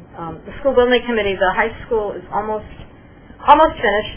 Jay's doing a great job. He has a punch list for the summer that he's going to get started working on, but it's so nice to see that almost at a close, and you've all worked so hard on it, so thank you. Okay, now under new business, discussion and possible action regarding budget reductions for the 2015-16 fiscal. Kathleen? So this is back up going, and we didn't want to take grand. Do you want to come from the Education Foundation tomorrow? Anyway, I just go to the spelling bee is tomorrow night at Clark Lane. I just didn't want anyone to go out of the room. If you have time tomorrow, it's the big event at Clark Lane Middle School tomorrow night, June. And so I think it's starting early at 6 o'clock, right? So it's free. Should be a fun event. Yep. It's on the marquee, too. It's on the stage. Thank you. Okay, that's okay. Okay, now, under new business, discussion and possible action regarding the budget reduction for the 2015-16 fiscal year. So we have a presentation to the RTM, I believe it's Monday, May 11th. And as of right now, we have a $100,000 cut. And so hopefully we'll receive some favorable news regarding the electricity bid. So I think at this point in time, we probably want to wait for the review by the RTM.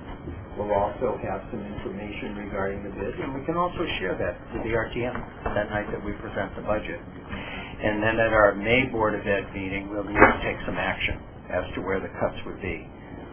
If we don't get a favorable bid, then we would look at some other areas, and I can work with the administrative team and bring a suggested roster of some possibilities. So it's just something that I don't want us to forget about. It's something that we need to do before the end of this year. But once the RTM completes its review and approves the budget dollar amount, then we have some work that we need to do. There might be some savings, too, though, with the new hires, right? Yeah, it could be. We won't know that, though, until summer? Yeah. And we'll keep you updated. The other thing that's important to keep in mind, this is, the 18-month window where you play a little Carnac kind of thing. And so Bob and I sat down recently and took a look at, we have a couple of areas that are in our FY16 budget that we're very concerned about, that we feel are under budgeted. We hope that we'll get a break from the winter weather, but the Finance Committee of the Board certainly understands that we're way over budget in that particular line item, and Bob's concerned that we probably still don't have enough money in that particular line item. So that when we have the full discussion, I think what I'd like Bob to do is really outline for the Board those areas that he's concerned about. Certainly the special education, we only budget for the students that we know. The students that were enrolled on October 1 and what their needs are. So we'll also have better information, I think, as we get to May. We'll also have a better idea as to where we stand with excess cost funding and things like that. So I think it would be wise for us to wait to the May meeting. Okay. Is that all right with everybody?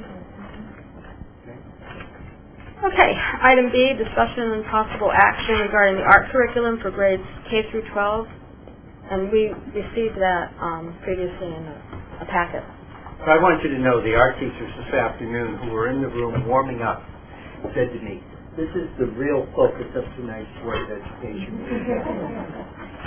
So Craig, if you'd like to introduce. As Jody mentioned, you did receive the curriculum.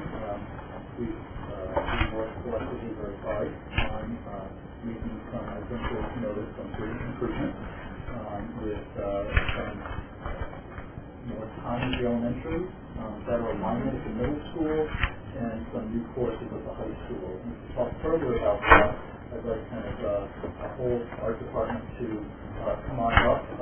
So we have Deborah Paquette as the department chair, and then coming up, we've got Shelley Kincasia, Michelle Messina, Mary Hendricks. Is that it? Yeah. Okay. We have a couple others that aren't here tonight, so thank you. Okay, so April Brown is also at the high school, but she was unable to be here tonight, and Donna Gilberto is our middle school teacher, who is also, she's currently on a leave.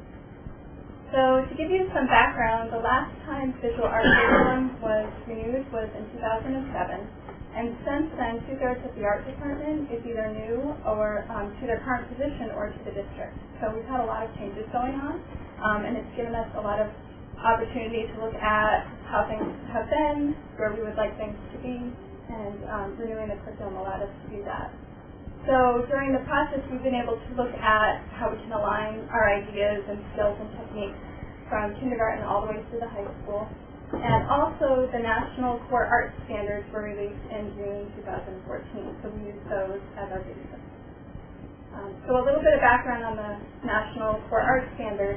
The standards used to have, there were 10, and they took them and condensed them down to 4 to kind of encompass more general ideas. And they did this to align with Common Core State Standards, also with 21st century skills. So the new 4 core standards are create, present, respond, and connect. And then they have other standards beneath that. They address visual literacy, and they align, like I said, to the Common Core State Standards. So on the board, you can see there's an example.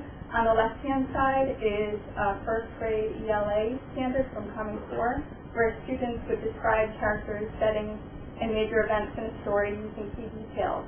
And then in visual arts, there's a responding standard that's interpreting art by categorizing subject matter and identifying characteristics of form. So students are doing very similar things. One is in English language arts and the other is in visual arts. The new standards are built around evidence of student learning and best practices. And again, like I said, around the 21st century skills, so creativity and innovation, critical thinking and problem solving, communication and collaboration. For example, this is a 6th grade standard for creating, and it's combined concepts collaboratively to generate innovative ideas for creating art. So students would work together in groups and brainstorm ideas for what they would like to make. And those are skills that will take them beyond, through all the years, and then beyond high school. So it's really valuable in the workforce. The philosophical foundations and lifelong goals in the arts are communication, creative and personal realization, culture, history, and connectors, means to well-being, and community engagement. So these are things that we all try to do in our program. Community engagement is a big thing for us. We do, at the high school, we did the Hygienic Art Show. We have Youth Art Month where we all display work at the town library. We have shows at our individual schools, so that's a big part of it. Last year, we started the process of renewing the curriculum, so we got together, and the first thing we worked on was our philosophy and goals, and that was the basis for everything we did. We looked at the district reference group to see what was going on in other school districts, where we had gaps, what we wanted to see, what we didn't have in terms of courses or in terms of just grades that weren't getting art, and then we looked at current best practices. So once we had our philosophy and goals, we then worked within our grade level to do our overviews, grade level expectations, strategies, evidence of learning, and pacing guides. But we all also worked together through the entire process. So this allowed increased collaboration of all the art teachers. We don't get to see each other very often, maybe once a month for PLC as an entire group. So this really gave us a chance to work together really in depth and to share ideas and brainstorm and to talk about a subject that we're all very passionate about. And it also allowed us to do vertical alignment for all the concepts and skills from kindergarten all the way to high school, to know that students were learning the same things and we were just building on those concepts. So now I will turn it over to Marion.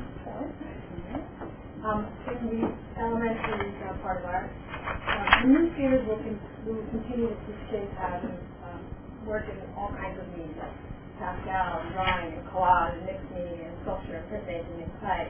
But the new standards have a greater focus and emphasis on collaboration, problem solving, and also student choice.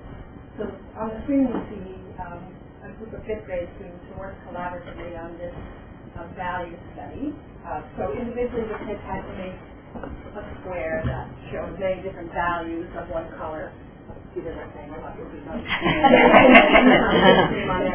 and then after they created all of these, I said, okay, well, how can we take all of this stuff and make it into one big cohesive art project together, with no idea of where it would go at all. And the kids were kind of like, I don't know. So we brainstormed ideas and came up with this, which they decided to call Thingamabob. Collaborative art is really valuable for lots of reasons. They learn how designers work. They have to deal with problem solving, and also increases perseverance, and they have fun. So presenting, we try to do as much as we can with presenting. As Heather mentioned, we have a library show. We do the best that we can do at presenting in the school as well. And 2 weeks ago at Ashi's, we had the all-school art show, which was quite large because we have about 380 students, and we tried to have one art project from each student there. It's only up for 2 hours, and I got a lot of help from the OSO, and also I had a high school student come and help me. And what I really like about it is the kids get really excited about showing their artwork, bringing their families, and in this picture, a little girl is wearing a name tag that says she's an exhibiting artist. So the students make their name tags, they get laminated, and they all wear them. So it was really fun to see them walking around. We also had some music performed as best as we could within that, and because we have such amazing facility, we had spotlights, on a section of the cafeteria, and we also have some hands-on projects going on. So we do as much as we can. We'll have a longer time allotment next year, so we expect that we're going to do more and more of this. Responding. Kids love to look at and talk about art. They find it weird and fascinating and interesting. When we teach kids how to respond to art, we first have to teach them how to see a piece of art. That's visual literacy. So they look at a painting and then they look at it some more, and then they look at it and they look at it and they look at it some more. And through like a thorough investigation, kids learn how to infer meaning of the painting. They also learn about the artist's intention. And in this picture here, you see kids investigating their own art. They're playing a game, an art talk game, where they're looking at snowscapes that they've created in mixed media and identifying the art elements in their composition, the lines, the shapes, the textures, how they showed objects in shapes. They really love to talk about their work, and I think it helps increase their confidence, and they get to know themselves a bit better as artists and people. Connecting. So connecting, we're thinking a lot about culture and heritage. So this week, as an example of this, we had Margarita's Art Outreach come to 3 of the elementary schools. This is Juan Horta. Juan Horta's sons came this time. And they started off with a block of wood, and by the end of the day, they had made an amazing mask. Each of the schools got a carved mask. We had Every student in the school comes for about 40 minutes a piece. There was a question and answer period. One horse says, so they're from Michigan. It's hard to say. I'm not good with the words. But they don't speak any English. So the students would ask questions like, what's your favorite food, or how long did it take to make that mask? And they were amazed, someone speaks another language is in our school, and we get to ask this question. And they got to, these men did the best they could to explain how important their art was for them, how carving and keeping this culture of this part of Mexico is so important to their heritage, and it was a wonderful, meaningful experience. And that's what we like to do in art, and this would probably be something connecting to the social studies curriculum for next year. And look forward to seeing you on April 30th. Right, April 30th. It's going to be, we have photographers here all day long.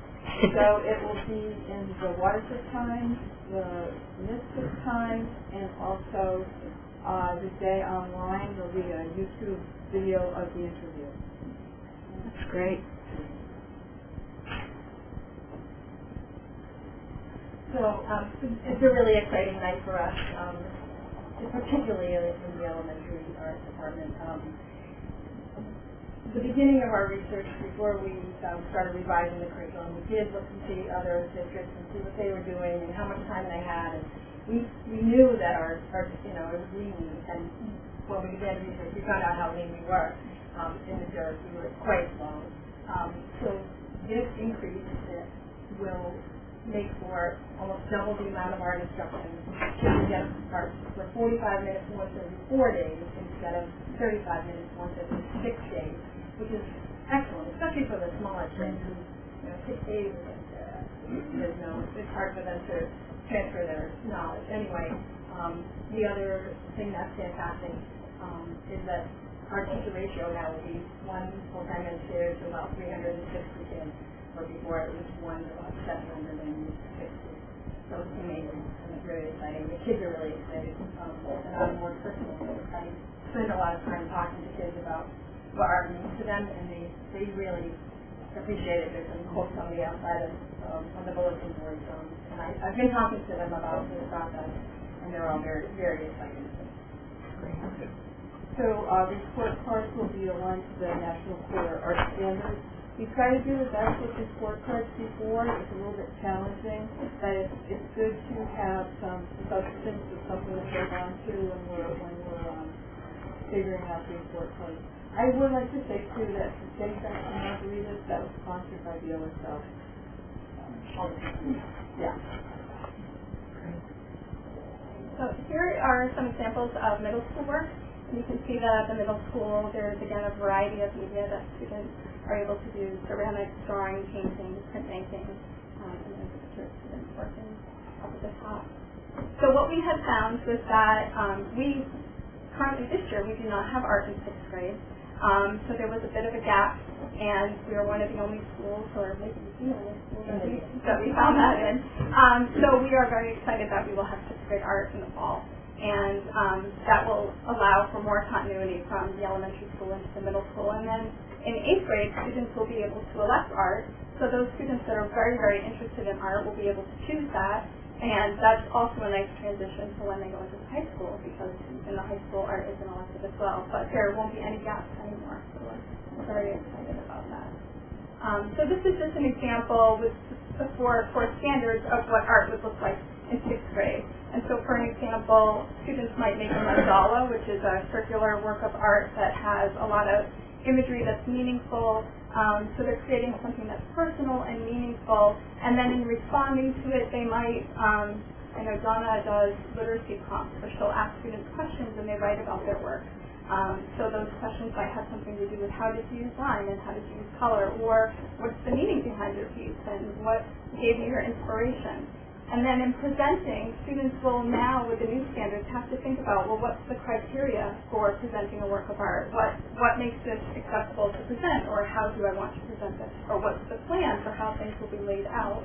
And then in connecting, again, they will be able to discuss how are mandalas done in other cultures? Buddhist monks do them with sand, so they're not even permanent, and in other cultures do them with other things. They were done by a psychoanalyst called Jung. So there are connections with all different subject areas.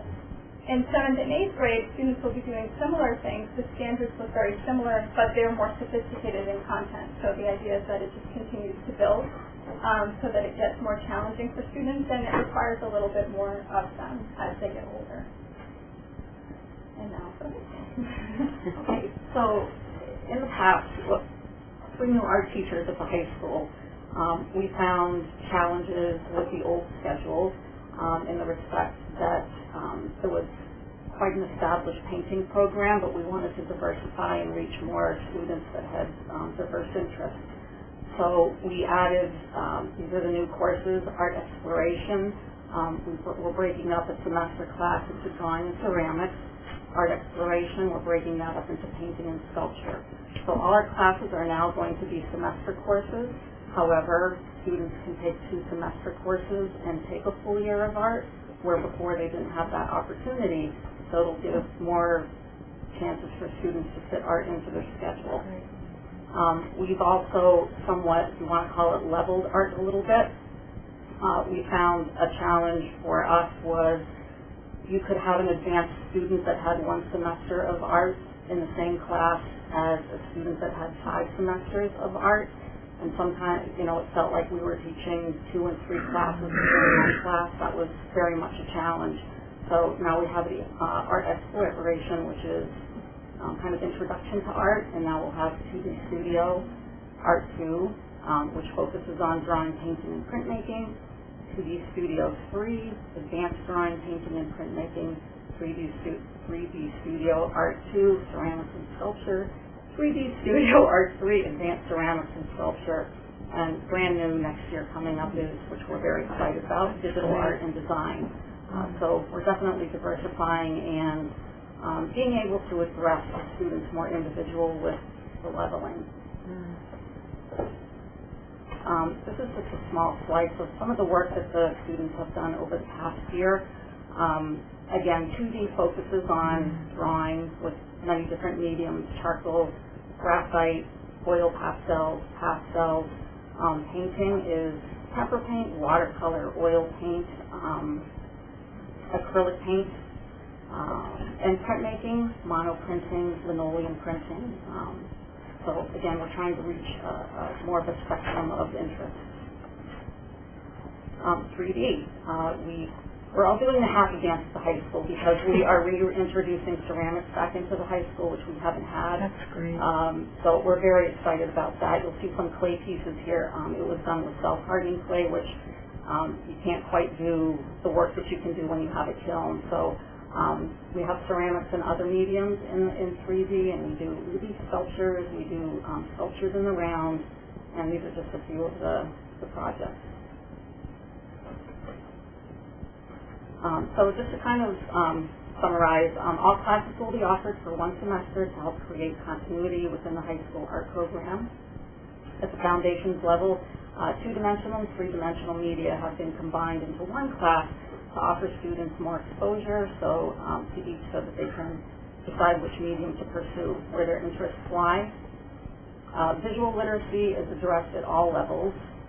We also do writing with the students, where beginning students, we will show them a piece of artwork, a famous painting or a famous sculpture, and they have to use the elements and principles and speak to that piece of artwork, not just orally but also written. And as they advance, they're learning to write about their own artwork as far as the elements and principles and expressing and using their art language. As students progress to advanced levels, emphasis is placed on individual decision-making and collaboration on first-sensitive skills. And then also, as Shelley has said, we're adding digital art and design in the fall. So students will be using new technology to create art. So in addition to paintbrushes and pencils, they'll now be using, we're going to be using drawing tablets that connect to the computer. And we actually just got one at the high school yesterday that we were able to get hooked up today. So we're trying it out to see how well it works with the programs that we have and to see if it's actually what we would like to use with students. But we'll be starting pretty basic with programs that are already being used in the technology department, like Adobe Photoshop, and then we're also going to be adding Adobe Illustrator and kind of that's our beginning. Start with the visual art and design. So going forward, we'll have continued collaboration in our PLCs so that we can reflect on the curriculum and talk about how things are going and if we want to make changes or where we think things need to go. And at the high school level, our goal is eventually to add either an advanced placement studio art course or an ECC course so that students could get college credit for visual art. So what you see here is with eliminating the elementary recess, you're affording some time to use in student instruction, and some of that time is being dedicated to elementary part. You heard a little bit about the UA schedule at the middle school, and you'll be hearing more about that in the upcoming board meeting when Jim kind of does a presentation about the UA, which will afford electives, which is a great new addition at the middle school. And you've heard about now the high school, again, following the lead of social studies and now science and now art with semester opportunities, giving high school students much more choice in their program of study. So if you have any questions. You hit on what I was going to ask you about. I was a little confused about going from 35 minutes every 6 rotation day to 45 minutes every 4 days, which is 19 hours roughly, theoretically. Is that at all levels? Elementary, middle school, and high school? So let me answer your question so complete. So with the last teacher negotiation, we have a guarantee now at all levels to have a 6-hour and 45-minute instructional day. Currently, our elementary schools have a 6-hour and 30-minute with a 15-minute morning recess. Our middle school has a 6-hour and 45-minute, so you see very little change. And our high school has a 6-hour and 37 minutes. So there'll be a slight increase. So when we wanted to plan for that contractual change, we looked at the hours of instruction. So some special at the elementary level, art and music, music and PE have a special twice every 6 days, so once every 3. And art and then computer and library would be once every 6 days. So by moving the schedule from a 6-day rotation down to 4, you're really changing PE and music from 35 hours of instruction a year to 34. You're increasing art to 34 from, as you did the math, an additional 19 hours, and you're providing a consistency of schedule. And so if we kept it a 6-day rotation, the contractual language would have elevated the unified arts to 45 hours, and that is not really the intent, as far as I could tell, of what the negotiation was about. And if we dropped it to 5 days, because you would think, why not Monday through Friday, that would drop the UAs down to 27 hours of instruction a year. And so that's why we came about the 4-day rotation. Well, the concern, if it's at the high school, there wouldn't be any concern. That's an elective course. But if it's at the other schools, the concern is that my priority would be the core subjects as opposed to the fringe subjects like art and physical ed or music. I'd be more concerned that we not impact on reading, English, math, history, those schools. And if you can tell me we're not shortening those programs to benefit art, I'm very happy. Assure you, if you take 15 minutes a day, multiply it out by 180, it exceeds the 19 hours that we're giving to art. And as said in the presentation, for whatever reason, we were really low with respect to our DERG in the state and the hours of art instruction that all elementary students in Connecticut really had. So we're really trying to help that, which is why something had to leave, and the something that left was non-instructional time, morning recess, because we have after lunch recess. And the morning recess was before the student day. It was it wasn't part of the instructional day. There's still a recess break. This was before school ever started. Right, but my concern with respect to our third would be how we do on our core subjects, not how we're doing in art. And I respect that, but I haven't done the math to answer your question, but if doing the math, I know for a fact that by the reduction of elementary morning recess, some time will go to art, all the time will go to instruction, and that will be the language art. Can I say one thing? If we're doing a really good job, we're influencing the core subject. So, for example, if I'm doing a drawing of a Mexican map, I'm doing symmetry, I'm doing estimation, and I'm using all kinds of math words. I'm using horizontal, I'm using vertical, I'm using diagonal. I'm like constantly using math words in Teaching across the yeah, that's what we started to do, and we've been doing that for years and years and years. And even when we don't do it specifically, the kids will bring it to us. I did a sculpture project in second grade where I gave them a tray of stuff, and I said, this is how much time you have, just work collaboratively, make something. And most of the groups were very successful. One group was not successful because they weren't talking to each other. So this week when they came back, I gave them a chance to do it again, and they made a sculpture of a power plant. There was another group that made one that was a windmill. I said, what's the title of it? And they said, the windmill. I said, what's the meaning? What's it about? And they said, it's about energy and how important it is to harness windmills. It didn't come from me at all. So they were bringing that in from what they've been learning in the regular classroom. So it's just another place where they can make their learning and spontaneously. Kevin? Yeah, I just wanted to say that I liked your presentation, and I think it's important, and I understand where you're coming from, Greg, that we want to keep our core courses good, but we also now are further addressing those students who can find another route that they might want to take in life. Coming from a, quote, student who is not me personally, my son, interested in the arts, he found out in middle school how important music was to him, and this is the same thing.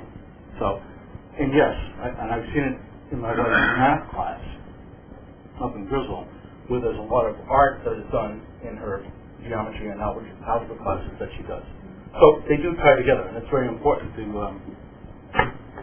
broaden those skills a little bit more. Kathleen? Thank you, Jody. I just want you to know that I'm very pleased to see art being looked at again, and we were, as a board, very upset years back, but it was necessitated when we had those cuts. So it's good to see things coming back in line, that we had to go through that phase. So I know, and to Kevin's remarks, that a lot of children really, it helps them develop more readily, and that actually the time spent in art then they go back into the classroom and even produce more in some of the other areas. So I'm just delighted to see it, in particular to see sixth grade coming online. That's great, and then the whole idea of the semester classes looks good. I'll be interested to see what you produce with the digital art as it comes back. But I've always been tremendously impressed, as I know the entire board, when we see the art that's produced currently. But if I may, and don't want to put you on the spot, but if you might just comment, you don't have to tell one, but we're looking at now the national for the art standards, and you all sound so very enthusiastic as you presented tonight, and it sounds like there's a lot of collaboration going on and really good learning cross lines, but do you feel that the standards will they inhibit you in any way at all? Do you think it's going to be good for art? I think it's going to be great for art. I Thank you. Because they've concentrated on these process skills. Instead of 10, lengthy standards, they really are talking about the process themselves, and all of creating, responding, connecting, and presenting really to all of the areas, not just art. I mean, it's truly it's a core curriculum that goes across the different in STEAM, and we have a great professional development community, not just in ourselves, but in the regional teams are amazing. We get to meet with all the art teachers from around the area, and those are fascinating. I know that's going to continue to be a great vehicle for us as well. I really appreciate the comments because it's something that naturally we're all concerned with, and to hear you say that is very encouraging. So thank you very much. Anybody else? Yeah, comment and question. When you're teaching arts, it's important for you to go ahead and represent yourselves and the whole field, pointing out that you are teaching communication skills, which incidentally is a really high abstract ability that we have. And the biggest difference it is perhaps primarily nonverbal. So it doesn't have to be written English printed out. It's a different kind of communication, but it's a really important high abstract ability. The other thing is, just wanted to ask,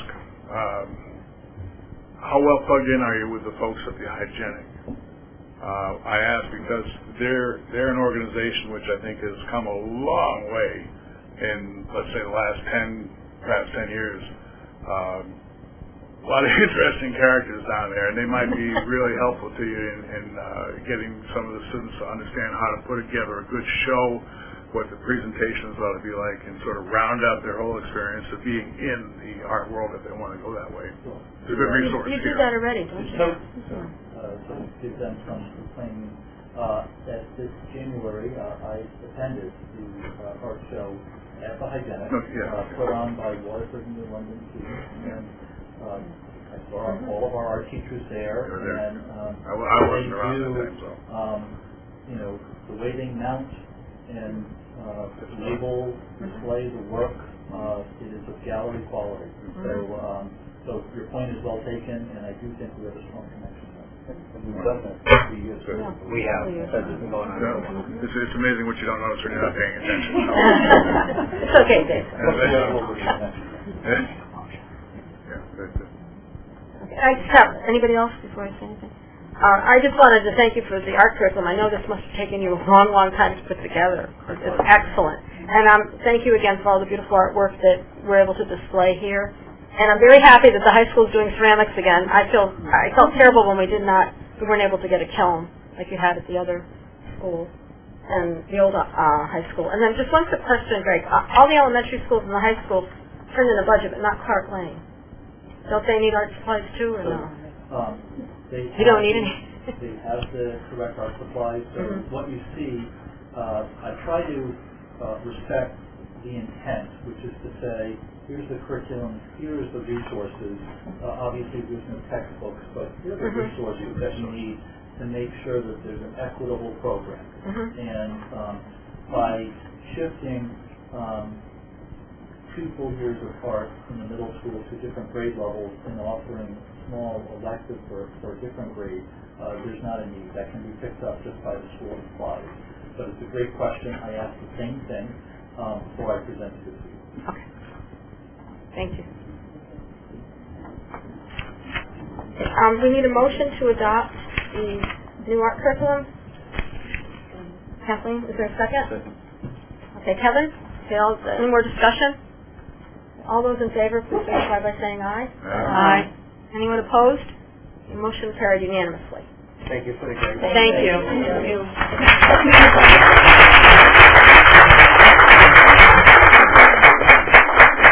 Okay, now item C under new business, discussion and possible action regarding AP Honors Statistics course previously distributed.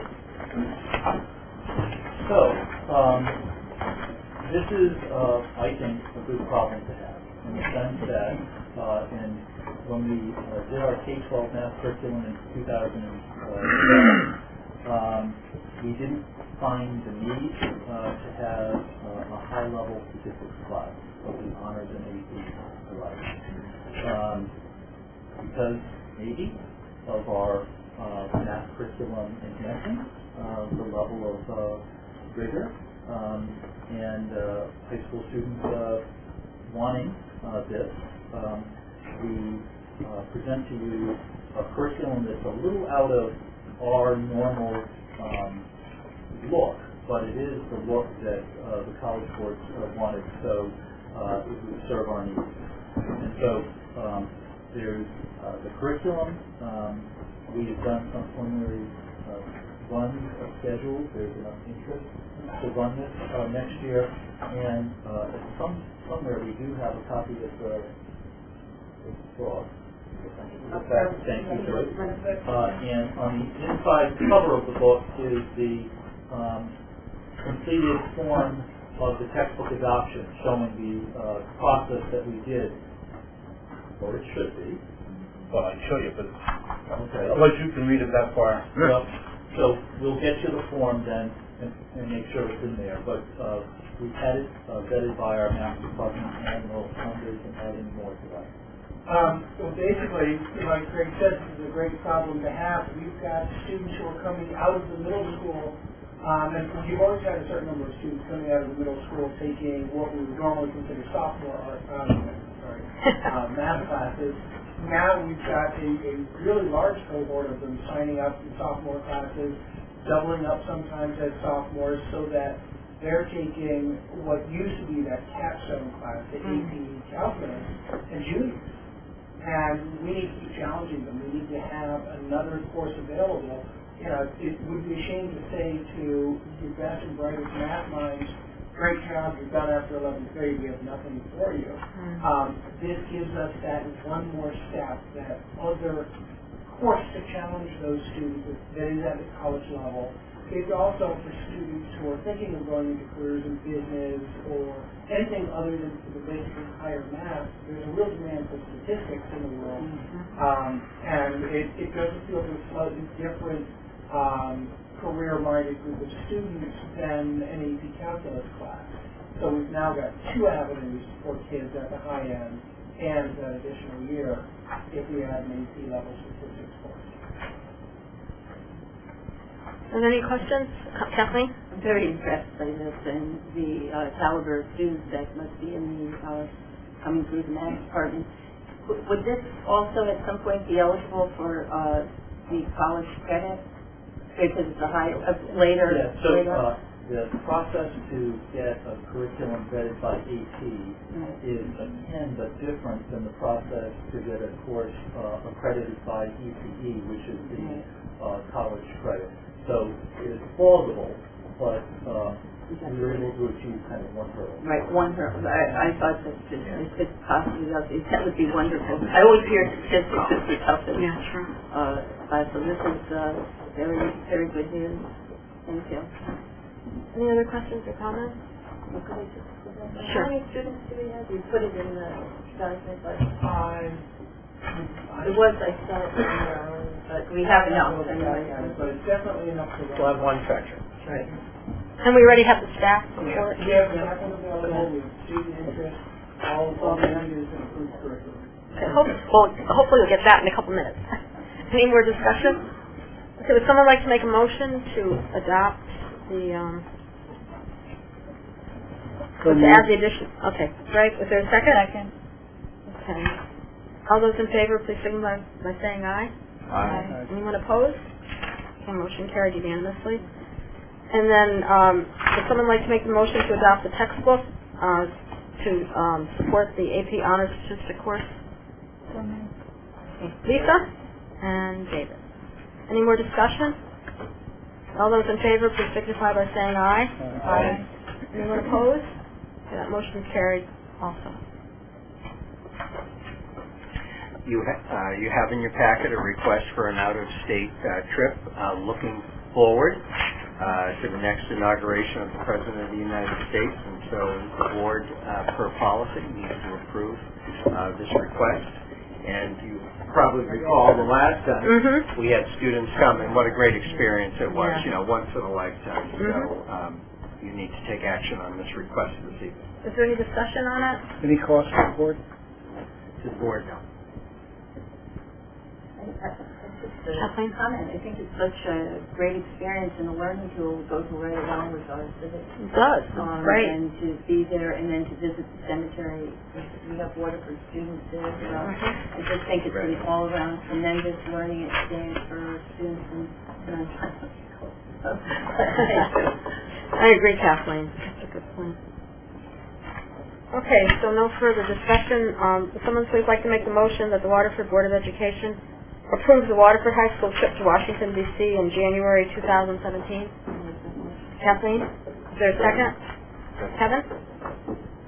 Any more discussion?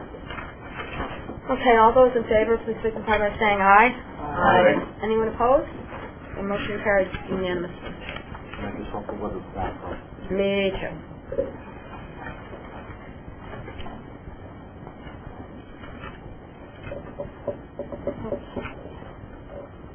Someone want to make the motion to go into executive session to discuss the interim superintendent position? Come on. Sherry, is there a second? Question, are we inviting Mr. Belair to attend? Yes. Well, whose motion was it? Sherry made the motion. What did you say? I wanted to know if we're going to invite Mr. Belair to attend the executive session. Is there a second? Well, are we inviting Mr. Belair? If the majority of the board wants to, yes. Was that the motion? This motion to Go into executive session for the purpose of discussion the interim superintendent and invite Mr. Belair. So I'll modify my motion to invite Mr. Belair to attend. And second? Lisa, did you second it? Oh, second. Okay. All those in favor, please signify by saying aye. Aye. Anyone opposed? The motion carries. Take a little.